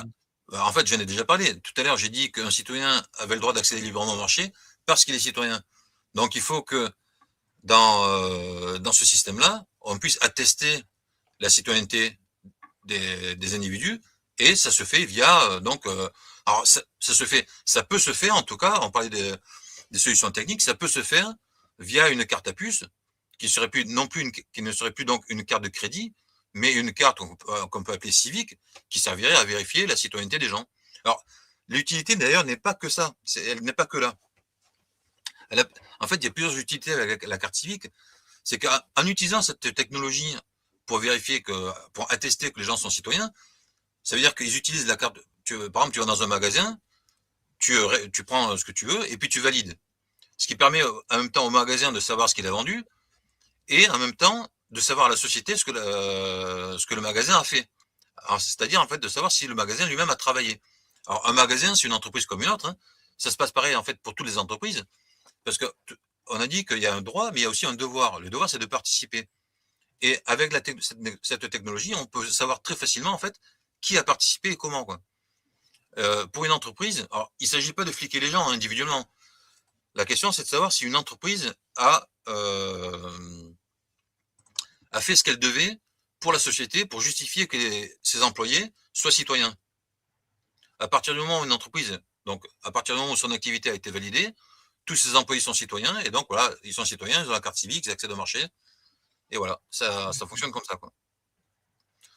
Par exemple, une question, par exemple, l'État ou des collectivités locales, comment elles font? Parce que pour le coup, il n'y a pas d'argent, donc il n'y a pas de budget. Mais comment ça fonctionne? Eh ben, en tant que disons consommateur, une entité, une entité publique, hein, fait appel à des entreprises qui ont besoin de travailler. À partir du moment où elles ont un travail, qu'elles font leur travail, leurs employés sont citoyens, etc. Un petit village, par exemple, ça c'est une question qui peut intéresser par exemple la question la défense du patrimoine, etc. Dans une petite commune, elle n'a pas les moyens. Dans mon système, elle a les moyens. Il suffit qu'elle fasse appel aux entreprises qui font les travaux dont elle a besoin. Si elles sont disponibles pour les faire, elles les font, et puis voilà, c'est tout. Aujourd'hui, le problème, c'est ce que je disais tout à l'heure. Le problème, c'est pas qu'on n'a pas les moyens de faire les choses, c'est que souvent, les acteurs n'ont pas l'argent pour payer les gens qui ont les moyens de faire les choses. Si tu n'as pas l'argent, tu peux pas faire appel à une entreprise, et du coup, toi, tu n'as pas ton travail qui est fait, l'entreprise, elle n'a pas de travail, en fait. Alors que tout est là, mais tu as un intermédiaire artificiel en plein milieu qui fait que que ça bloque. Alors ça bloque pas tout le temps, mais ça limite. Moi, je pense souvent à l'exemple d'une autoroute. Tu prends une autoroute, d'un coup tu mets un péage, ça empêche pas de passer, mais ça ralentit forcément. On roule quand même mieux quand il n'y a pas de péage que quand il y a un péage en plein milieu. Ouais. Et dans le système monétaire, t'as pas un péage, t'as un péage tous les 10 mètres. Voilà, donc voilà, ça empêche pas de passer. mais c'est pas efficient en fait. Et on l'a vu par exemple tout à l'heure avec la question des retraites. Techniquement, je le redis, la question des retraites est de savoir si la société a les capacités de produire pour subvenir aux besoins de l'ensemble de la population. Mais aujourd'hui, on l'a, cette capacité. La question des retraites financières, c'est pas aujourd'hui d'un point de vue financier, c'est pas de savoir si on a les capacités de produire, c'est de savoir si les gens vont avoir les moyens d'acheter. On voit bien que c'est pas du tout on pose pas le problème de la bonne façon. On le pose de manière monétaire. Et au nom de cette impossibilité cette difficulté d'avoir de l'argent pour tout le monde, on fait venir des étrangers pour qu'ils soient actifs, pour qu'ils puissent financer, qu'ils puissent payer, etc. Enfin, c'est-à-dire qu'au nom d'un problème qui n'existe pas, on est en train de tout détruire. Et c'est vrai dans tous les domaines. Ne leur pardonnez pas, ils savent ce qu'ils font, comme disait Claire Sévrac. Ouais, surtout. Ouais. Alors, je connaissais pas. J'ai vu qu'effectivement tu parlais beaucoup de cette dame. La guerre secrète contre les peuples. D'accord. Voilà. Le ressort, c'est l'argent. Hein. Cherche pas. En 2005 déjà, j'écrivais ça sur la question de l'Europe. L'Europe, qu'est-ce que c'est? C'est le bras armé de l'argent. Hein. Je pense que cette image-là, on voit bien quand même que l'Europe, c'est une excroissance de l'argent, c'est le mondialisme. Alors, c'est dommage parce que je crois que tu as une version dans laquelle il n'y a pas l'article auquel je pense. En fait, qu'est-ce que c'est le mondialisme? Le mondialisme, c'est le bout du bout de la logique monétaire. C'est le monde dominé par l'argent via les puissances financières. C'est ça le mondialisme. Alors, le mondialisme, même pas la mondialisation, mais le mondialisme, c'est ça. Et qui sont les instances mondialistes? C'est toutes des instances financières. C'est pas un hasard. Alors, les instances financières et puis les idiots utiles, qui eux, et les bisounours, quoi. Mais qui, pour des raisons, alors, est-ce que c'est que spirituel? Est-ce que c'est le fait qu'on est dans un système individualiste qui les a formatés à mort, et du coup, ils sont eux-mêmes convaincus qu'il faut aller vers un universel? En tout cas, leur idéal, je suis pas sûr qu'ils l'atteignent. Par contre, ils servent bien l'idéal mondialiste, hein. Alors, ce que j'appelle moi capitalo-mondialiste. Bon. Très bien, écoute, merci à toi de nous avoir présenté tout ça. Ça a été l'occasion aussi de débattre sur des thèmes qui sont toujours d'actualité, hein, qui sont, j'allais dire pour le coup, intemporels. Donc, merci à toi Philippe. Je rappelle la République universelle, voilà. Et puis, hommage à Tepa aussi, de là où il nous regarde. Je pense que il a dû aussi s'amuser à traiter tous ces sujets. Merci à tous de nous avoir suivis, sachant que demain, j'aurai un invité mystère pour traiter d'un sujet qu'il m'a proposé, à savoir les sociétés secrètes durant la Révolution française et leur suite. Et je rappelle aussi, je l'ai mis en bandeau tout à l'heure, je serai à Paris la semaine prochaine, du mercredi au samedi, et avec l'accord de Lucien Cerise, avec qui je serai, jeudi prochain, donc le 26 février, eh bien, je lui ai proposé qu'on fasse une petite rencontre avec des abonnés. Donc, si certains sont sur Paris, peut-être aux alentours du 12e, 13e arrondissement, etc., se faire un petit repas intimiste à 10 personnes, parce qu'on ne va pas non plus réquisitionner un restaurant. Mais voilà, Lucien m'a donné une bonne adresse. Donc, si ça vous intéresse et que vous êtes dans les parages, surtout, n'hésitez pas à m'envoyer un mail. Comme ça, je vous enverrai l'adresse en privé pour qu'on soit tranquille. Voilà, ce serait le jeudi prochain, le midi, le 26 février, dans un resto asiatique, je crois. Et voilà, donc je sais que une personne déjà m'a envoyé un mail, donc n'hésitez pas, il reste à peu près 8-9 places. Comme ça, on essaye de faire un petit truc sympa. Voilà, donc merci Philippe, merci à tous, merci au modérateur et bonne soirée. Merci à toi.